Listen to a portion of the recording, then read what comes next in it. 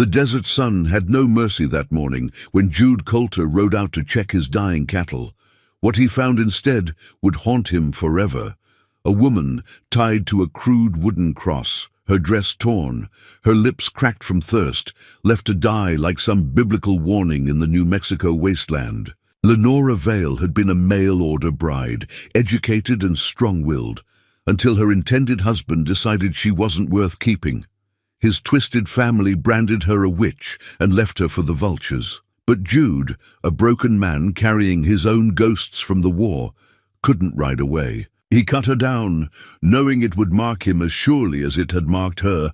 Sometimes salvation comes to those who least expect it, and sometimes the act of saving another soul saves your own. But would their mercy be enough when vengeance came calling? Before we jump back in, tell us where you're tuning in from. And if this story touches you, make sure you're subscribed, because tomorrow I've saved something extra special for you. The knife sliced clean through the rope, and she fell into his arms like a broken bird. Jude Coulter had seen enough death in his 38 years to know when someone was dancing close to the edge of it. The woman, barely more than a girl, really, weighed nothing at all, her skin hot as forge iron under the merciless August sun. Her breathing came in shallow gasps, and when he lifted her onto his horse, she didn't even stir. That was 3 days ago. Now she sat at his kitchen table, wrapped in his mother's old quilt, sipping water from a tin cup, with hands that still trembled. The bruises around her wrists had turned from purple to yellow-green, and the cuts on her face were beginning to heal. But her eyes, Lord, her eyes still held that hollow look of someone who'd stared death in the face and somehow lived to tell about it. "You don't have to tell me anything," Jude said, setting a bowl of thin soup before her. "Not until you're ready." She looked up at him then, and he saw intelligence there, sharp and clear as spring water. "My name is Lenora Vale," she said, her voice still hoarse from screaming, "and I was supposed to be married 3 weeks ago." Jude poured himself coffee from the pot on the stove, his movements careful and deliberate. He'd learned patience in the war, learned that sometimes a man had to wait for the right moment to speak, to act, to breathe. "Supposed to be?" to a man. "Named Ezra Blackwood. He owns the Double B Ranch, about 20 miles southeast of here." She took another sip of water, and Jude noticed her hands were steadier now. "He paid my passage from St. Louis, along with the fee to the marriage broker. Everything proper and legal." Jude knew the name. Knew it like he knew the taste of dust and disappointment. Ezra Blackwood owned half the water rights in the territory, had his fingers in everything from cattle to politics. A man with that kind of power didn't usually have trouble finding a wife. "What happened?" Lenora's laugh was bitter as alkali water. "I wasn't what he expected. Too educated," he said, "too opinionated. I could read and write better than his own son, and that didn't sit well with the family." She touched the fading bruise on her cheek. "His sister-in-law, Martha, she's got some peculiar ideas about women who know too much. Called me a witch, said I was trying to bewitch her brother with book learning and fancy words." The coffee turned to ash in Jude's mouth. He'd seen what happened to women who crossed the Blackwoods. Most times they just disappeared, moved on to other towns, other territories. But sometimes they didn't move on at all. They tied. "You to that cross?" Martha's idea, said it was a lesson for other women who might get above themselves. Lenora's voice grew stronger with each word, as if telling the story was somehow setting her free from it. "Left me there with a sign around my neck, witch and harlot. Figured the sun would do the rest." Jude set down his cup harder than he intended, and the sound rang through the small kitchen like a gunshot. Outside, his cattle lowed mournfully in the heat, a sound that had become as familiar as his own heartbeat these past 2 years of drought. His ranch was failing, had been failing since the day he'd bought it with his war pension and a pocketful of dreams. The well was running dry, the grass was burned to stubble, and he owed more money than he could pay in 3 lifetimes. But looking at this woman, this Lenora Vale, who'd been left to die for the crime of thinking too much, he felt something stir in his chest that he'd thought was dead and buried with the rest of his optimism. "You got anywhere to go?" he asked. She shook her head. My family back in Missouri. They disowned me when I decided to come west as a mail-order bride. Said it wasn't respectable. Her smile was rueful. Turned out they were right, just not in the way they expected. Jude stood and walked to the window that looked out over his struggling spread. The house was small but solid, built by the previous owner who'd given up and moved back east after losing 2 seasons of crops to drought. The barn needed work, the fences were falling down, and there wasn't a cow on the place that wasn't showing. Ribs. But it was his, bought and paid for with money earned in blood and powder smoke during 4 years of the ugliest war this continent had ever seen. In the corner of his bedroom, hidden in an old cigar box under a loose floorboard, was his medal from the war. The Congressional Medal of Honor, they'd called it, pinned on his chest by some general whose name he'd forgotten while photographers captured the moment for posterity. Jude never looked at it anymore, never touched it. It reminded him too much of the day he'd earned it, the day he'd saved 23 men from a Confederate ambush and lost his best friend doing it. Some hero. Couldn't even save his own ranch from dying of thirst. You can stay here, he said, not turning from the window. Long as you need to. I can work, Lenora said quickly. I'm not looking for charity. I can cook, clean, tend animals. I helped. Run my father's store back in St. Louis before everything went wrong. This isn't charity. Jude turned back to face her, and for the first time in months he felt something like hope stirring in his chest. This is 2 people helping each other survive. The woman who looked back at him wasn't the broken bird he'd cut down from that cross 3 days ago. This was someone with steel in her spine and fire in her eyes, someone who'd been knocked down, but hadn't stayed down. Someone who might just understand what it meant to start over when the whole world seemed set against you. Outside, the wind picked up, rattling the windows and sending tumbleweeds dancing across the yard. In the distance, thunder rumbled, promising rain that might never come. But for the first time since he'd bought this place, Jude Coulter didn't feel quite so alone. That night, after Lenora had retired to the small bedroom he'd given her, his own room, while he made do with a bedroll by the fire, Jude sat on his porch and watched the stars wheel overhead. The desert night was cool after the blazing heat of the day, and somewhere in the darkness, a coyote called to its mate with a sound like loneliness given voice. He thought about the woman sleeping in his house, about the strength it must have, taken to survive what she'd been through. He thought about Ezra Blackwood and his twisted family, about the kind of power that let a man destroy someone's life just because he could.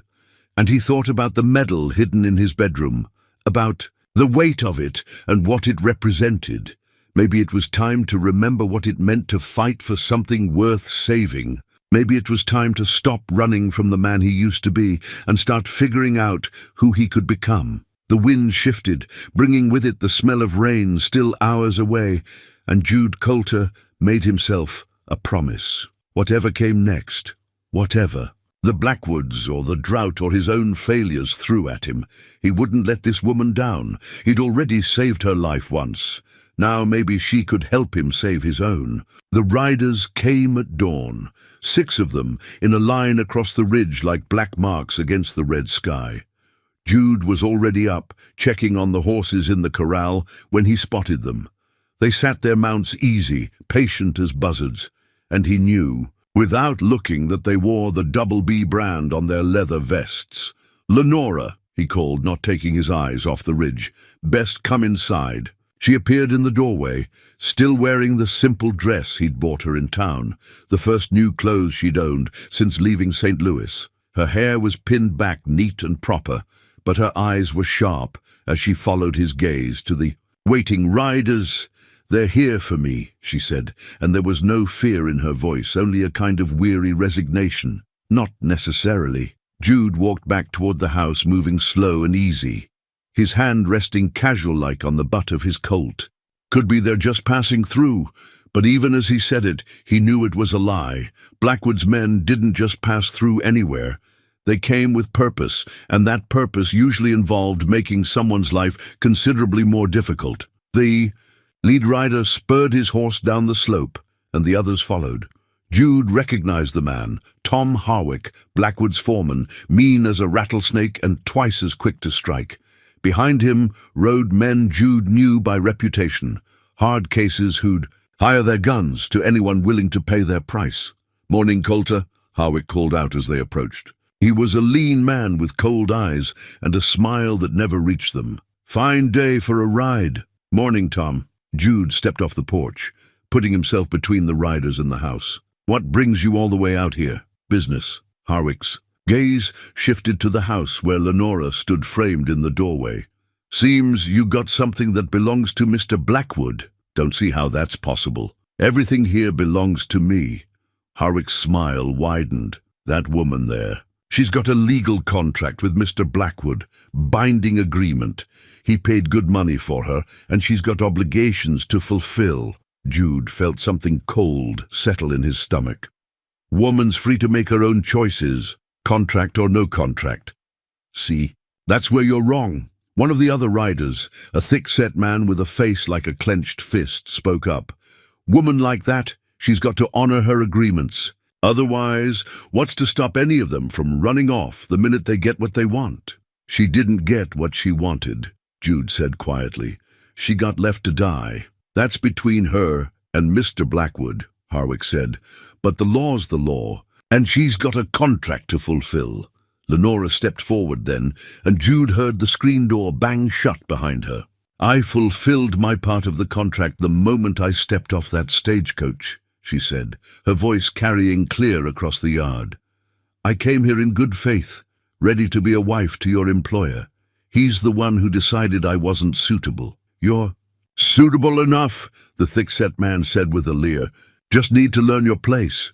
Jude's hand moved to his gun, but Harwick held up a hand. Now, no need for unpleasantness. We're all civilized men here." He looked at Lenora with those cold eyes. "Ma'am, you got a choice to make.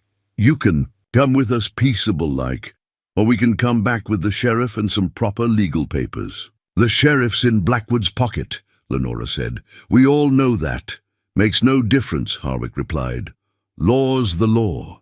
And the law says you belong to Mr. Blackwood until that contract's fulfilled." Jude stepped forward, his shadow falling, across Harwick's horse. "And what does the law say about leaving a woman tied to a cross to die?" For the first time, Harwick's smile faltered. "Don't know what you're talking about." "Sure you do. Your boss's sister-in-law got some peculiar ideas about justice, decided to make an example of Miss Vale here." Jude's voice stayed level, but there was steel underneath it. "Now, I don't know what kind of contracts you folks are used to, but where I come from, trying to murder someone tends to void any legal agreements you might have had." "You got proof of that?" one of the other riders asked. Jude looked at Lenora. She reached into her dress pocket and pulled out a simple gold ring, the wedding band that had been meant for her finger, the one she'd never gotten to wear. The metal caught the morning light, and for a moment it seemed to burn like a small sun in her palm. "This was supposed to be mine," she said, "part of the contract, a symbol of the marriage we were both supposed to honor." She closed her fist around the ring. "Instead, your employer decided I wasn't good enough for his name, and his family decided I wasn't good enough to live." "That's a serious accusation," Harwick said, but his voice had lost some of its confidence. "It's the truth," Lenora replied, "and I'm willing to swear to it in front of any judge who isn't bought and paid for by Ezra Blackwood." The riders exchanged glances, and Jude could see the calculation in their eyes. They'd come expecting to intimidate a broken woman and a failing rancher. Instead, they'd found someone willing to fight back. "Tell you what," Harwick said finally, "I'll take your message back to Mr. Blackwood. Let him decide what he wants to do about it." He touched the brim of his hat.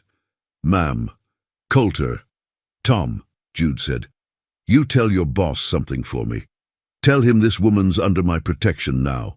Anyone wants to harm her, they'll have to come through me first." Harwick's smile returned, colder than before. "That a threat, Coulter?" "It's a promise." The foreman studied Jude for a long moment, taking in the way he stood, the set of his shoulders, the easy confidence with which he wore his gun. Most men would have been intimidated by 6 armed riders. This one stood his ground like he'd done it before. "We'll be seeing you again," Harik said. "I expect you will." The riders wheeled their horses and rode back toward the ridge, but Jude noticed they didn't head straight back to the Double B. Instead, they turned toward town, toward the sheriff's office and the courthouse, where Blackwood's influence ran. "Deepest. They'll be back," Lenora said, watching them disappear over the ridge. "I know." Jude turned to look at her, this woman who'd faced down 6 armed men without flinching. "Question is, what are you going to do about it?" She opened her hand and looked down at the ring in her palm. "I'm going to fight," she said simply. "I'm tired of running, tired of letting other people decide what I'm worth." She looked up at him. "If you'll have me." Jude thought about the medal hidden in his bedroom, about the men he'd saved and the friend he'd lost. He thought about the ranch slowly dying around him and the debts that kept piling up like tumbleweeds against a fence. He thought about 6 riders carrying news back to one of the most powerful men in the territory and what that was likely to mean for both of them. "I'll have you," he said. "But you should know what you're getting into.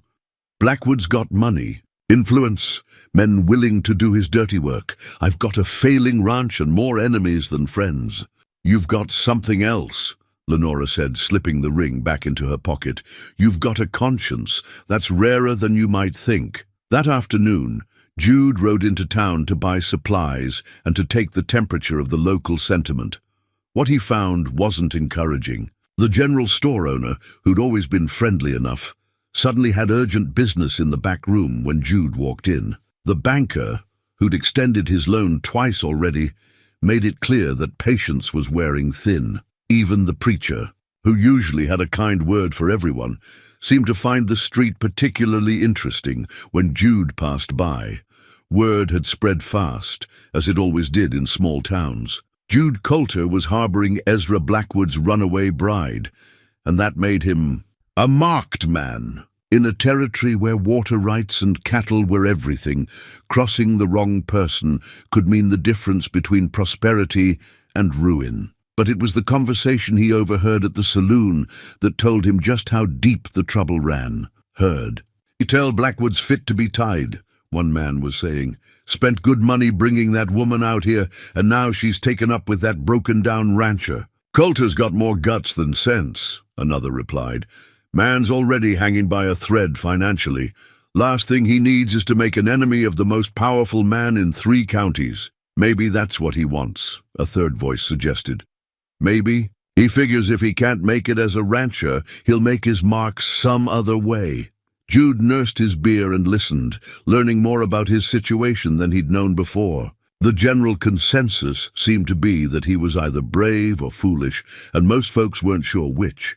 What was clear was that he'd crossed a line that most people wouldn't dare approach. When he rode back to the ranch that evening, he found Lenora waiting for him on the porch. She'd spent the day cleaning and organizing, and the place already looked more like a home than it had in months.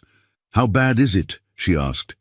"Bad enough." He sat down beside her, and they watched the sun set over the desert, painting the sky in shades of gold and crimson. "Town's choosing sides, and we're not winning." "I'm sorry," she said. "I never meant to bring trouble to your door." "Trouble was already here," Jude replied, just wearing a different face. They sat in comfortable silence for a while, listening to the night sounds of the desert. Somewhere in the distance, a train whistle echoed across the vast emptiness, carrying travelers to destinations unknown. "Jude," Lenora said finally, "what you did today, standing up to those men, it wasn't just about me, was it?" He considered the question, turning it over in his mind like a stone. "Maybe not," he admitted. "Maybe it was about finally deciding what kind of man I want to be. And what kind is that? The kind who doesn't walk away when someone needs help." He looked at her in the gathering darkness. "The kind who remembers that some things are worth fighting for." That night, as Lenora slept in his bedroom and he lay on his bedroll by the dying fire, Jude thought about the choice he'd made. He'd drawn a line in the sand. and there was no going back now. Whatever came next, he'd face it with his eyes open, and his conscience clear. It was a small comfort, but sometimes small comforts were all a man had to hold on to in a world that seemed determined to grind him down. Tomorrow would bring new challenges, new threats, new choices to make.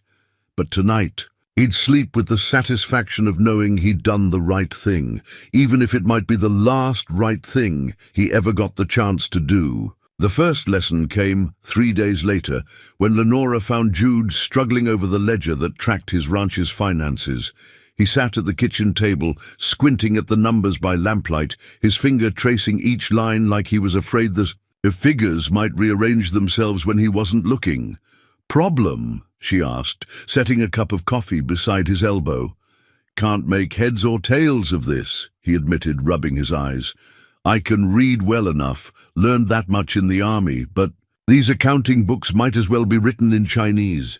Lenora pulled up a chair beside him and studied the ledger. The handwriting was cramped and uneven, numbers squeezed between lines in a way that made the whole enterprise look more like a battle than a business record. "May I?" she asked, reaching for the pencil. Jude handed it over, and she began working. Through the columns, her movements sure and practiced. Within minutes, she'd reorganized the entries, grouped similar expenses together, and tallied the results with swift, confident strokes. "You're not as deep in debt as you think," she said finally. "These numbers here, you've been counting some expenses twice. And this section," she pointed to a series of entries, "you're tracking feed costs for cattle you sold months ago." Jude leaned closer, studying her work. Her handwriting was clear and elegant, each number formed with the precision of someone who'd learned proper penmanship in a real school, not scratched-out lessons on a slate in a one-room schoolhouse. "Where'd you learn to do this?" "My father owned a general store back in St. Louis. I kept his books from the time I was 12. She made another notation, balancing a column with practiced ease. "Numbers tell stories, if you know how to listen to them. What story do these tell?" She was quiet for a moment, studying the figures. "They tell the story of a man who works harder than anyone should have to, who's been fighting a losing battle against circumstances beyond his control." She looked up at him. "But they also tell the story of someone who's too honest for his own good. You could have fudged these numbers, made things look better than they are to the bank. Instead, you've been scrupulously truthful even when it hurt." Something warm settled in Jude's chest at her words. It had been a long time since anyone had noticed his efforts, longer still since anyone had called them admirable. "Don't know. That honesty's done me much good," he said. "It's done you more good than you realize." She turned to a fresh page in the ledger and began sketching out a new organizational system. With proper bookkeeping, you could stretch your money further, maybe even find ways to improve the ranch without going deeper into debt.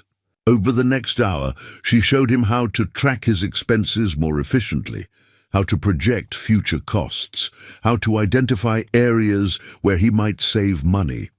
It was like watching magic, the way she transformed his chaotic record-keeping into something that actually made sense. "You could teach school," he said when she finished. "Any town in the territory would be lucky to have someone with your learning." "Not any town," she replied quietly. "Word gets around. By now, half the territory knows I'm the woman who ran away from Ezra Blackwood. That makes me a scandal, not a school teacher." Jude felt anger flare in his chest, not at her, but at a world that would punish someone for refusing to accept abuse. "Their loss," he said. "Perhaps, but it means my options are limited." She closed the ledger and looked at him directly. "Which brings me to something I wanted to discuss with you." "I'm listening." "I want to earn my keep here. Really earn it, not just help out around the house." She pulled a small leather pouch from her dress pocket and set it on the table. "I have some money saved. Not much, but enough to buy supplies. If we're careful." Jude looked at the pouch but didn't touch it. "Where'd you get money?" "I sold some jewelry before I left St. Louis. Family pieces that were mine by right." Her voice carried a note of sadness. "I thought I'd need them for emergencies. Turns out I was right." "Keep your money," Jude said. We'll make do." "No," she said firmly. "I won't be a burden. If I'm going to stay here, I want to contribute something meaningful." She opened the pouch and counted out several silver coins. "This could buy seed for a kitchen garden, maybe some chickens. Small things that could make a difference." Jude studied her face in the lamplight. There was determination there, and something else, a kind of quiet pride that he recognized because he'd worn it himself. The pride of someone who'd rather struggle independently than accept charity, no matter how well-intentioned. "All right," he said finally, "but we do this as partners. Your money goes into the common fund, and we both have a say in how it's spent." "Partners," she agreed, and when she smiled it lit up the small kitchen like sunrise. The next morning they rode into town together to buy supplies. Jude had expected the same cold shoulders he'd received on his last visit, but what he found was something different, a mixture of curiosity and caution that suggested people weren't quite sure what to make of the situation. At the general store, Mrs. Peterson was polite but distant, filling their order efficiently, but without her usual chatter. When Lenora asked about prices on garden seed, the older woman's expression softened slightly. "Planning to do some planting?" Mrs. Peterson asked. "Small kitchen garden," Lenora replied. "Tomatoes, beans, maybe some herbs." "Herbs are good," Mrs. Peterson said, warming to the subject despite herself. "My grandmother always said a woman who could grow her own medicine was worth her weight in gold." It was a small crack in the wall of community disapproval, but Jude noticed it. He also noticed the way Lenora handled herself. Polite, but not servile. Friendly, but not overeager. She had a natural dignity that was hard to dismiss, even for people who'd already made up their minds about her. At the feed store, they encountered their first real hostility. The owner, a man named Griggs, who'd always been fair in his dealings with Jude, barely looked up when they entered. "Don't know if I can extend any more credit," Griggs said without preamble. "We're paying cash," Jude replied evenly. That got Griggs's attention. He looked up from his paperwork, his eyes moving from Jude to Lenora and back again. "Cash, you say?" "That's right." Jude set $2 silver on the counter. "For chicken feed and wire for a coop." Griggs pocketed the money, but his expression remained sour. "Heard you've been keeping some interesting company, Coulter." "I've been keeping my own business," Jude replied. "Recommend you do the same." "Hard to mind your own business when it affects the whole community," Griggs shot back. "Man like Blackwood don't forget when he's been crossed." Lenora stepped forward then, her voice calm and measured. "Mr. Griggs, isn't it? I don't believe we've been properly introduced. I'm Lenora Vale." Griggs looked uncomfortable, caught between his desire to snub her and the basic manners his mother had drummed into him. "Ma'am," he said grudgingly, "I understand there's been some talk about my presence here," she continued. "I want you to know that Mr. Coulter has shown me nothing but Christian kindness in my time of need. If that troubles you, I'm sorry for it, but I won't apologize for accepting help when it was offered." There was something in her tone, not defiance exactly, but a quiet strength that demanded respect. Griggs shifted uncomfortably, clearly wanting to say more, but not quite finding the words. "Your feed's in the back," he said finally. "Help yourself." As they loaded the supplies into Jude's wagon, Lenora was quiet, but he could see her mind working. She'd handled the confrontation well, better than he might have in her place. "You did good in there," he said as they drove out of town. "I've had practice dealing with difficult people," she replied. "My father's store served all kinds, some of them none too pleased to be dealing with a woman who could add figures faster than they could. That must have been hard. It taught me something valuable," she said. "Sometimes the best way to deal with people who want to diminish you is to refuse to be diminished. Not through argument or anger, but through simple dignity."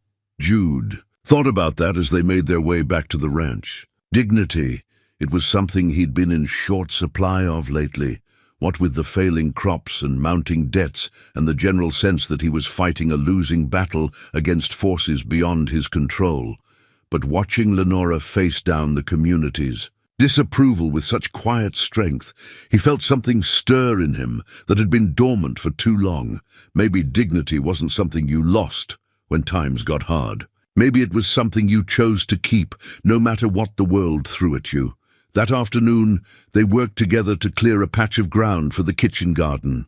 The soil was hard and dry, but underneath the crust, they found earth that might grow something with enough water and care. As they worked, Lenora told him stories from her childhood, about her father's store, about the books she'd read, about the dreams she'd once harbored of seeing the wider world. "What about you?" she asked, as they took a break in the shade of the house. "What did you dream about before the war?" Jude wiped sweat from his forehead and considered the question. It seemed like a lifetime ago that he'd been young enough to have dreams. "I wanted to build something," he said finally, "not just a ranch, but a real homestead.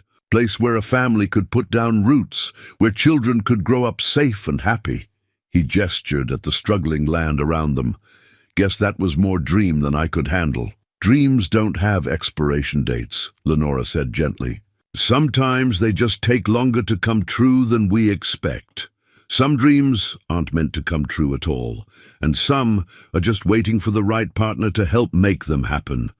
There was something in her voice that made him look at her more closely. She was watching him with those intelligent eyes, and he saw something there that made his heart skip a beat. Not pity, not charity, but something warmer and more complicated. "Lenora," he started to say, but she held up a hand. "I know it's too soon to talk about such things," she said. "I know we're both carrying too much hurt to make clear decisions about the future, but I want you to know that I see what you're trying to build here, and I believe in it. I believe in you." That night, as they sat on the porch watching the stars, "Come out," Jude felt something he hadn't experienced in years. Hope. Not the desperate, grasping kind that came from desperation, but the steady, warming kind that came from seeing possibilities where before there had been only obstacles. In his bedroom, hidden under the floorboard, his medal waited in its cigar box, like a reminder of who he used to be. But sitting beside Lenora in the cool desert night, listening to her talk about books and dreams and the endless potential of tomorrow, he began to think less about who he'd been and more about who he might yet become. The first step, he realized, was learning to see himself through her eyes, not as a failed rancher or a broken-down veteran, but as a man capable of building something lasting and good. It was a radical shift in perspective, and it would take time to fully embrace. But for the first time in years, he had time. And for the first time in longer than that, he had someone worth spending it with. The wooden comb took Jude 3 evenings to carve, working by lamplight after the day's chores were done. He'd found the piece of oak in his barn, part of a broken wagon wheel that the previous owner had left behind. The wood was seasoned and smooth, and as he worked it with his knife, it seemed to come alive under his hands. He wasn't much of a craftsman. His hands were better suited to handling cattle and mending fences than to the delicate work of carving. But there was something about the quiet concentration it required, the way each careful cut revealed a little more of what was hidden in the wood, that settled his mind in a way nothing had for months. Lenora didn't know what he was making. Each night after supper, she would settle by the fire with one of the books she'd brought from St. Louis, thin volumes of poetry and philosophy that somehow seemed to make the small house feel larger, more civilized. She would read aloud sometimes, sharing passages that struck her as particularly beautiful or meaningful, and Jude would listen while his hands worked the wood. "Listen to this," she said on the third night, looking up from a collection of Emerson's essays. "What lies behind us and what lies before us are tiny matters compared to what lies within us." She smiled at him across the room. "I think Mr. Emerson would have made a good rancher. How do you figure?" He understood that external circumstances don't define a person's worth. That real strength comes from inside. She marked her place in the book with a dried flower. "It's something I'm still learning, if I'm honest." Jude paused in his carving, studying her face in the firelight. "Seems to me You learned it pretty well already. Most people would have given up after what you went through. I came close, she admitted. There were moments tied to that cross when it would have been easier to just let go. Stop fighting. She was quiet for a moment, her fingers tracing the cover of her book. But then I'd remember my mother's voice telling me that veil women don't quit, that we find a way no matter what. Tell me about her, Jude said, his knife making another careful cut along the comb's spine. She was remarkable. Came west with my father when she was barely 18, helped him build that store from nothing. She could calculate profit margins in her head faster than most men could do it on paper, and she never let anyone tell her what she was or wasn't capable of. Lenora's smile was soft with memory. She died when I was 16, but not before she made sure I could take care of myself. Reading, writing, arithmetic, but also practical things. How to judge character, how to stand up for myself, how to find strength when everything seems lost. Sounds like she raised a fine daughter. I hope so. Some days I feel like I'm still figuring out who I'm supposed to be. Jude finished the last delicate cut and held up the comb to examine his work. It wasn't perfect. The teeth weren't quite even, and there was a slight wobble in the handle where his knife had slipped. But it was honest work, made with care and attention, and he thought it might serve its purpose. "Lenora," he said, and she looked up from her book. He crossed the room and held out the comb, suddenly feeling foolish. "I made this for you." She set the book aside and took the comb in both hands, turning it over to examine every detail. Her fingers traced the smooth wood, testing the weight and balance of it. "Jude," she said softly, "it's beautiful."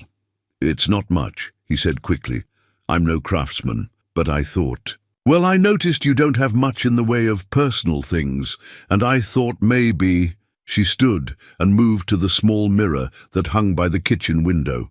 Her hair had been pinned up with whatever pins she could salvage, but now she pulled them out and let the dark waves fall around her shoulders. Then slowly, she began to work the comb through her hair, section by section. Jude watched, transfixed. There was something intimate about the gesture, something that spoke of trust and acceptance that went deeper than words. When she was finished, she turned back to him, and he saw that her eyes were bright with unshed tears. "No one's ever made anything for me before," she said. "Not with their own hands, not just because they wanted to." "I wanted to," he said simply. She crossed the room and before he could react, stood on her toes and kissed his cheek. It was a gentle kiss, soft as butterfly wings, but it sent warmth spreading through his chest like whiskey on a cold night. "Thank you," she whispered.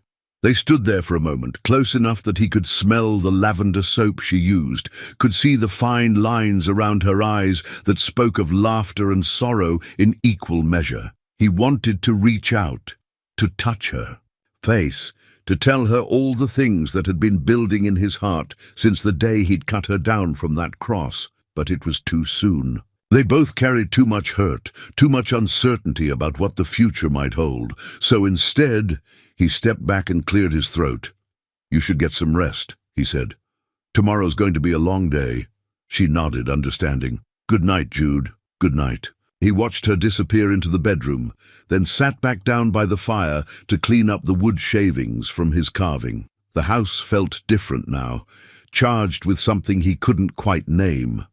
Not just attraction, though that was certainly part of it, but something deeper, a sense of rightness, of pieces falling into place. The next morning brought visitors. Jude was checking the fence line when he saw the buggy approaching, a single figure driving a tired-looking horse. As it got closer, he recognized Dr. Marcus Webb, the territory's only physician, and one of the few men in the area who seemed immune to Ezra Blackwood's influence. Doc Webb was in his 60s, a thin man with kind eyes and hands that had delivered off the babies in 3 counties. He'd tended Jude's injuries after a horse had thrown him 2 winters back, and they'd developed a mutual respect based on shared experience and common sense. "Morning, Jude," the doctor called as he climbed down from his buggy. "Heard you had some excitement out here recently." News travels fast, Jude replied, walking over to shake the older man's hand. In my line of work, it pays to know when someone might be needing medical attention. Doc Webb's eyes were sharp, despite his casual tone. Heard tell you found a woman in some distress. Found her, helped her, gave her a place to recover, Jude said carefully. Nothing more complicated than Christian charity. That's what I figured.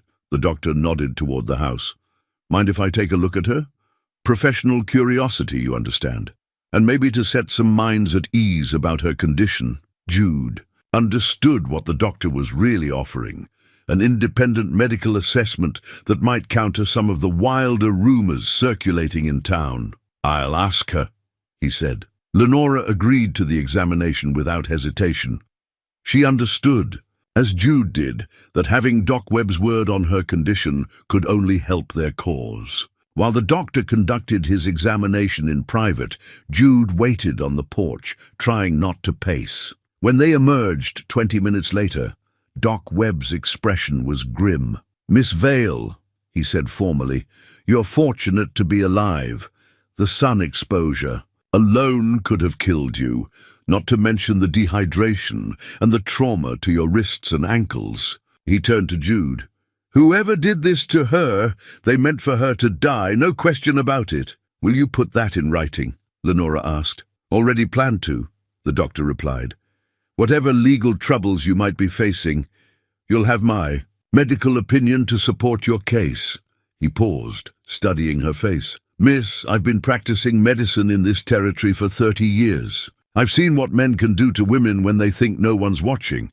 What happened to you was attempted murder, plain and simple. Will anyone listen? She asked. Judge Morrison will, Doc Webb said. He's old-fashioned, but he's honest. Problem is getting your case before him without going through Sheriff Dalton first. It was the first real hope they'd had since the confrontation with Harwick and his men. Judge Morrison had a reputation for fairness, and if they could get their story before him, they might have a chance at real justice. What would we need to do? Jude asked. Gather evidence. Witnesses, if you can find any. Documentation of the abuse. The doctor looked at Lenora. Miss Vale, did anyone else know about the accusations against you? Anyone who might be willing to speak up? There was another woman, Lenora said slowly. Sarah Mitchell.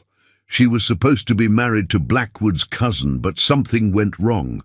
She left town suddenly just before what happened to me. Where did she go? I don't know, but she might still be in the territory. She didn't have much money for travel. Doc Webb nodded thoughtfully. I'll ask around, see what I can find out. In the meantime, you two need to be careful. Blackwood's not the type to let this slide, and he's got men who aren't particular about how they handle problems. After the doctor left, Jude and Lenora sat on the porch and talked about what they'd learned. The possibility of finding Sarah Mitchell offered hope, but it also raised the stakes. If they pursued this course, there would be no backing down. Are you sure you want to do this? Jude asked. Fighting Blackwood in court is dangerous enough, but if we lose, we're no worse off than we are now, Lenora replied. And if we win, maybe we can stop him from hurting other women. That evening, as they worked together to prepare supper, Jude found himself watching Lenora in a new light. The comb he'd made for her held her hair back as she worked, and there was something deeply satisfying about seeing his handiwork put to such practical use. Penny for your thoughts, she said, catching him staring. Just thinking about what Doc Webb said, about gathering evidence, finding witnesses. He stirred the pot of beans on the stove. It's going to be dangerous, going up against Blackwood in court. Everything worthwhile is dangerous, she replied. The question is whether the risk is worth taking. And you think it is? She was quiet for a moment, considering.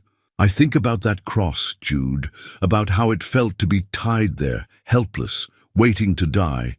And I think about how many other women might face the same fate if someone doesn't stand up to him. She looked at him directly. Yes, I think it's worth the risk. That night, as they sat by the fire reading, her with her philosophy, him with the ranch ledger she'd reorganized, Jude felt the weight of the decision they were making. They were choosing to fight, choosing to risk everything for the chance. At justice, it was terrifying and exhilarating in equal measure. For the first time since he'd bought the ranch, he felt like he was fighting for something bigger than just his own survival. He was fighting for the kind of world he wanted to live in, the kind of world where good people could build good lives without fear of those who would destroy them for sport. In the bedroom, Lenora brushed her hair with the comb he'd made, each stroke a reminder of his care and attention. And in his bedroll by the fire, Jude thought about the medal hidden under the floorboard, about the man he'd been and the man he was becoming. Tomorrow would bring new challenges, new dangers, but tonight he was exactly where he wanted to be. In his own home, with a woman he was learning to love, preparing to fight the good fight. It was enough, more than enough. It was everything. The branding iron arrived on a Tuesday morning, delivered by a boy who couldn't have been more than 14. He rode up to the house on a lathered horse, tossed a wrapped bundle onto the porch, and spurred his mount back toward town without so much as a word. Jude knew what it was before he unwrapped it. The weight was unmistakable, the shape familiar to any man who'd worked cattle. But when he pulled away the burlap, he found something that made his blood run cold. It wasn't just any branding iron. It was Ezra Blackwood's personal mark, a double B enclosed in a circle, the brand he used to mark his cattle, his property, his territory. The iron was still warm, recently heated, and burned into the wooden handle was a simple message. Everything has an owner. Lenora appeared in the doorway, drawn by the sound of hoofbeats. She took one look at the iron in Jude's hands and went pale. "He's claiming me," she said quietly, "like livestock." Jude felt rage build in his chest, hot and pure as forge fire. "He's claiming nothing. This is just intimidation." "Is it?" She stepped onto the porch and looked down at the iron. "Or is it a promise?" Before Jude could answer, another rider appeared. On the horizon, this one approached slowly, deliberately, and Jude recognized the lean figure of Tom Harwick even at a distance. The foreman was alone this time, but that somehow made him seem more dangerous, not less. "Morning, Coulter," Harwick called as he reined in his horse. His eyes went to the branding iron in Jude's hands, and his smile was sharp as a blade. "See you got Mr. Blackwood's message." "I got it," Jude replied, his voice steady. "Question is, what am I supposed to do with it?" "Well, now, that depends." Harwick dismounted and walked closer, his hand resting casual-like on his gun butt. "Mr. Blackwood's been thinking about your situation. Seems to him you might be operating under some misunderstandings about the law." "What kind of misunderstandings?"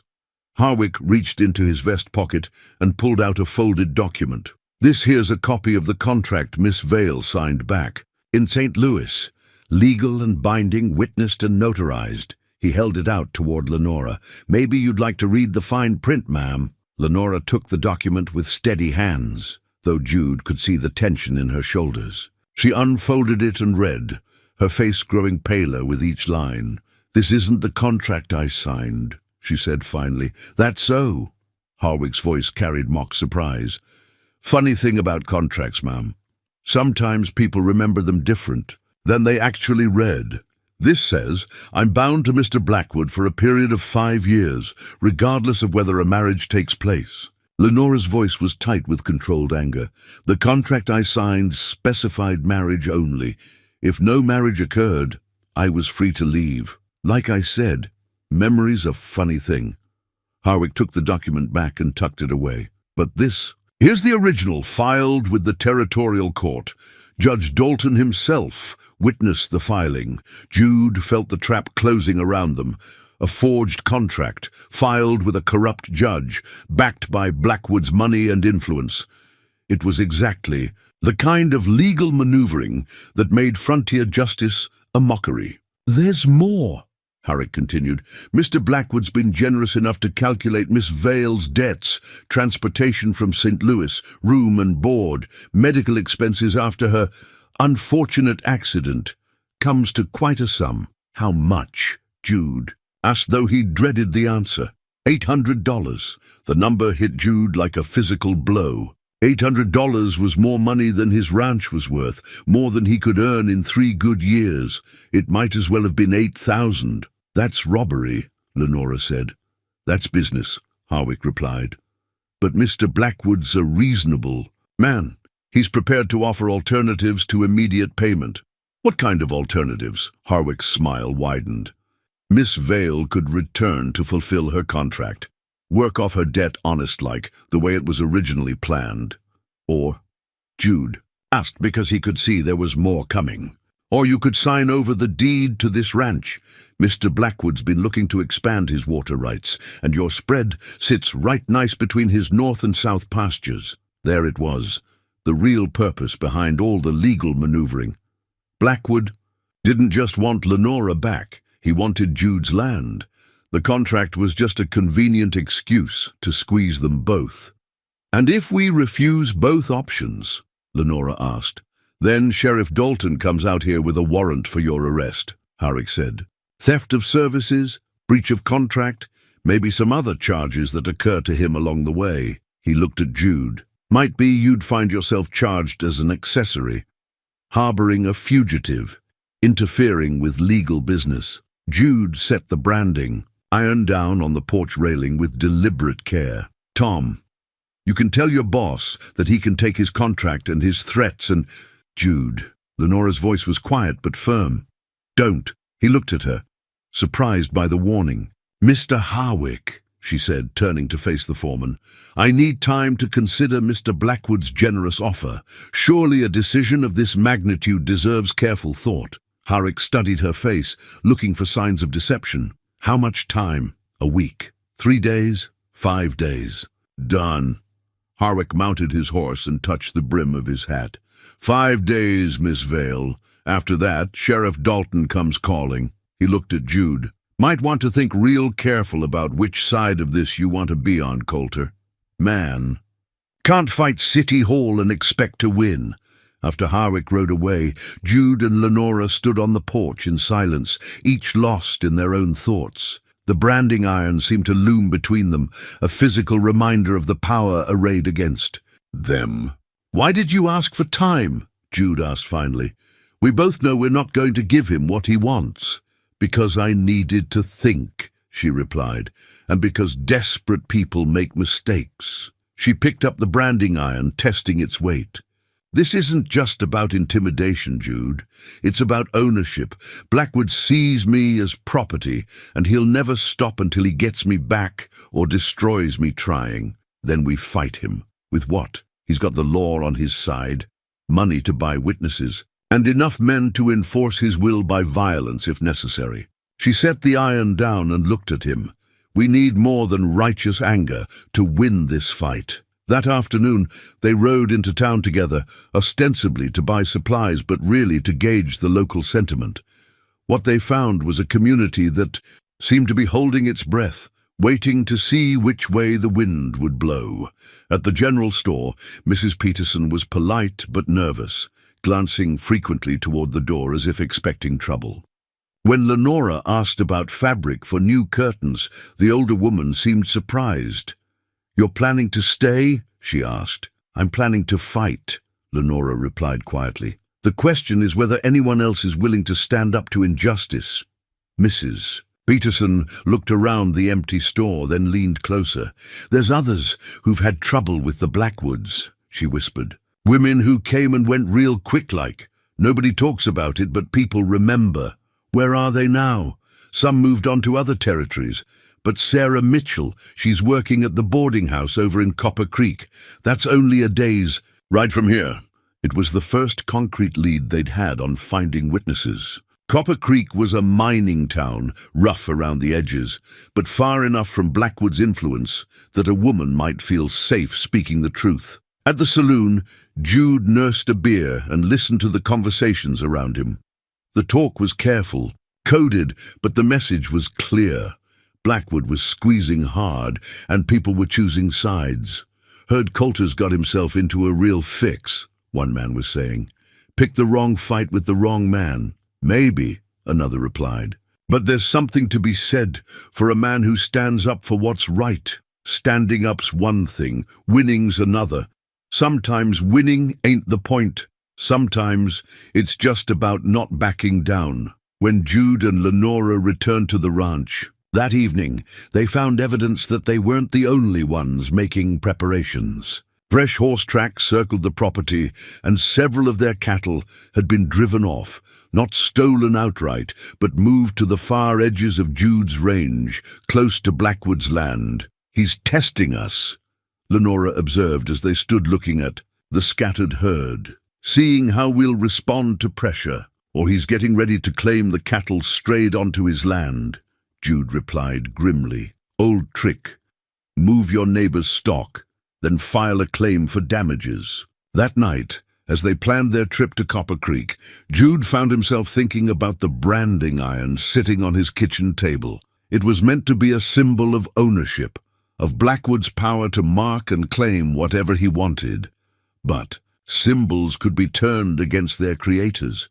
The iron was proof of Blackwood's arrogance, evidence of his willingness to use intimidation and threats. In the right hands, before the right judge, it might become a weapon instead of a warning. "Lenora," he said as she prepared for bed, "tomorrow we ride to Copper Creek, we find Sarah Mitchell, and we start building our case. And if we can't find enough evidence, if the law won't protect us..." Jude thought about the medal hidden in his bedroom, about the skills he'd learned in 4 years of war. "Then we make our own justice." She studied his face in the lamplight, and he saw understanding pass between them. They were past the point of hoping for easy solutions. Whatever came next would require courage, cunning, and a willingness to risk everything for the chance to build something better. "All right," she said simply. "We fight." Outside, the desert wind picked up, rattling the windows and sending tumbleweeds dancing across the yard. Somewhere in the distance a coyote howled, and another answered from across the valley. The sound seemed to echo the loneliness and wildness of the land itself, but also its enduring strength. Tomorrow would bring new challenges, new dangers. But tonight they had each other, and they had a plan. It was more than they'd had a week ago, and it would have to be enough. The locket was the first thing Lenora showed him when they stopped to water their horses at Willow Creek. They'd been riding since dawn, making good time toward Copper Creek, and the sun was climbing high when she dismounted and walked to the creek's edge, her hand going instinctively to her throat. "I haven't opened this in months," she said, her fingers working at the delicate clasp. "Couldn't bear to look at it after everything that happened." Jude hobbled the horses and joined her.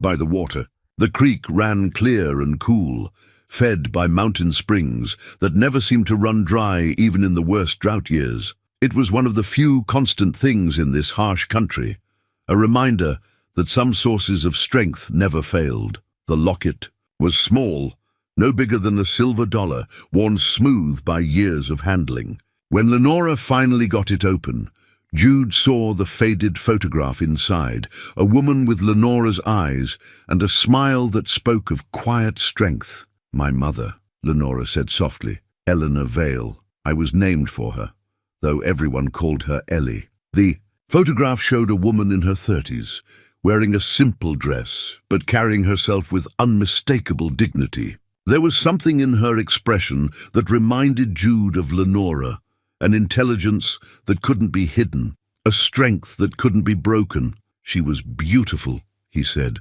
"She was strong," Lenora replied. "Stronger than anyone knew, including my father sometimes." She traced the edge of the photograph with one finger. "When I was little, she used to tell me stories about her grandmother, who came west in a covered wagon with nothing but a few family treasures and an iron will to survive. What happened to her grandmother? Built a farm from nothing, raised 6 children, and lived to see her great-grandchildren." Lenora smiled at the memory. "Mother always said the women in our family were like water. We found a way around any obstacle, wore down any resistance, and always kept moving forward." Jude thought about that as they remounted and continued toward Copper Creek. Water. It was something he'd been thinking about a lot lately, watching his wells drop and his cattle suffer. But Lenora was right about its persistence. Water always. "You've found a way given enough time and patience. Tell me more about her," he said as they rode. "Your mother. She met my father when she was 18, working in her uncle's store in St. Louis. He was a traveling salesman then, full of big dreams and bigger promises." Lenora's voice carried warmth and amusement. She said she knew he'd never be rich. But he made her laugh, and that was worth more than money. Sounds like she was right. In most ways, yes. He never did get rich, but he built a good business, treated his customers fairly, and gave Mother a partnership in everything he did. She paused, her expression growing serious. "That's what I thought marriage was supposed to be, a partnership between equals. Not what you found with Blackwood. Blackwood never intended a partnership. He wanted an ornament, something pretty, and compliant to show off to his friends." Her voice hardened. "When he realized I had opinions of my own, that I could think and reason, and wouldn't just nod and smile, he decided I was defective merchandise." They reached Copper Creek just after noon, finding it much as Jude had expected. A rough mining town that had sprung up around a silver strike, built for function rather than beauty. The main street was dirt and gravel, lined with practical buildings that looked like they could be packed up and moved at a moment's notice. The boarding house was easy enough to find, a 2-story wooden structure with a sign that read, "Clean rooms, fair prices, no drunks." It was run by a stern-looking woman named Mrs. Garrett, who looked them over with the practiced eye of someone who'd seen every type of traveler the frontier had to offer. "We're looking for Sarah Mitchell," Lenora explained. "We understand she's working here." Mrs. Garrett's expression grew guarded. "What's your business with Sarah?" "We're friends," Lenora said simply, "from back east." It wasn't entirely true, but it wasn't entirely false either. Sometimes the truth needed to be approached sideways, especially when dealing with people who'd learned to be careful about strangers asking questions. "Sarah's in the kitchen," Mrs. Garrett said finally. "But I'll warn you, she don't talk much about where she came from. Girl's been through some hard times." They found Sarah Mitchell washing dishes in the boarding house kitchen, her sleeves rolled up and her hair pinned back with practical efficiency. She was younger than Lenora, probably no more than 20, but there was something in her eyes that spoke of experiences that aged a person beyond their years. When she saw Lenora, the plate in her hand slipped and shattered on the floor. "Sarah," Lenora said gently, "it's all right. I'm a friend." The young woman looked around the kitchen as if seeking escape, then seemed to realize there was nowhere to go. "You're her," she said quietly. "You're the one who was supposed to marry Ezra Blackwood. I'm Lenora Vale, and you're Sarah Mitchell." Sarah knelt to pick up the broken pieces of the plate, her hands shaking slightly. "I heard what happened to you, what they did." She looked up at Lenora with tears in her eyes. "I'm so sorry. I should have warned you, should have done something." "There was nothing you could have done," Lenora said, kneeling down to help gather the broken pieces. "But maybe there's something we can do now." Over the next hour, as they sat in Mrs. Garrett's parlor with the door closed, Sarah told them her story. It was disturbingly similar to Lenora's, a mail-order bride arrangement that had gone wrong when she'd failed to meet the Blackwood family's expectations. "I was supposed to marry Daniel Blackwood, Ezra's cousin," Sarah explained. "But when I got there, I found out Daniel was simple, not right in the head, you understand. Sweet enough, but with the mind of a child." "And they expected you to go through with the marriage anyway?" Jude asked. "Martha Blackwood said it was my Christian duty to care for him, that I'd been brought there to be his nurse as much as his wife." Sarah's voice grew bitter. "When I objected, when I said I'd been deceived about the arrangement, she started talking about how I was ungrateful, how I was trying to cheat the family." "What happened then?" "Martha started spreading rumors about me in town. Said I was a loose woman, that I'd been carrying on with other men. Before long, people were looking at me like I was something unclean." Sarah touched her throat unconsciously, and Jude noticed a faint scar there. Then one night, some of Ezra's men came to the boarding house where I was staying, said they were going to teach me some respect. Lenora reached over and took the young woman's hand. They hurt you. They tried to, but the boarding house owner had a shotgun, and he wasn't afraid to use it. Sarah's smile was shaky, but genuine. Old Mr. Henderson ran them off, then helped me get out of town that same night. Sarah, Lenora said carefully, would you be willing to testify about what happened to you? In court, before a judge. The young woman went pale. They'd kill me if I testified against them. Not if we do this right, Jude said. There's an honest judge in the territorial court. If we can get your case and Lenora's before him together, show the pattern of abuse. You don't understand, Sarah interrupted. The Blackwoods don't just have money and influence. They have people in every town, every business. They'd find me wherever I went. Lenora opened the locket around her neck and showed Sarah the photograph. This is my mother. She used to tell me that the women in our family were like water. We found a way around any obstacle. She looked directly at Sarah. But sometimes water needs to join with other water to become a flood. Sarah stared at the photograph, and Jude could see her thinking, weighing her fear against her anger. There's others, she said finally, other women who had trouble with the Blackwoods. If we could find them. How many others? I know of at least 3, maybe more. Sarah's voice grew stronger as she spoke. Women who came as mail-order brides, or who worked for the family, or who just caught their attention somehow. All of them ended up running, or worse. Jude felt a cold anger building in his chest. This wasn't just about Lenora anymore, wasn't just about one man's twisted sense of ownership. This was about a pattern of abuse that had been going on for years, protected by money and silence. Where are these women now? He asked. Scattered. Some went back east, some moved to other territories, but I keep in touch with a few of them, when I can. Sarah looked at Lenora with something like hope in her eyes. If we could bring them together, if we could all tell our stories at once, it would be harder to dismiss as the word of one disgruntled woman, Lenora finished. They spent the rest of the afternoon planning, working out how to contact the other women, how to coordinate their testimonies, how to present a united front against the Blackwood Empire.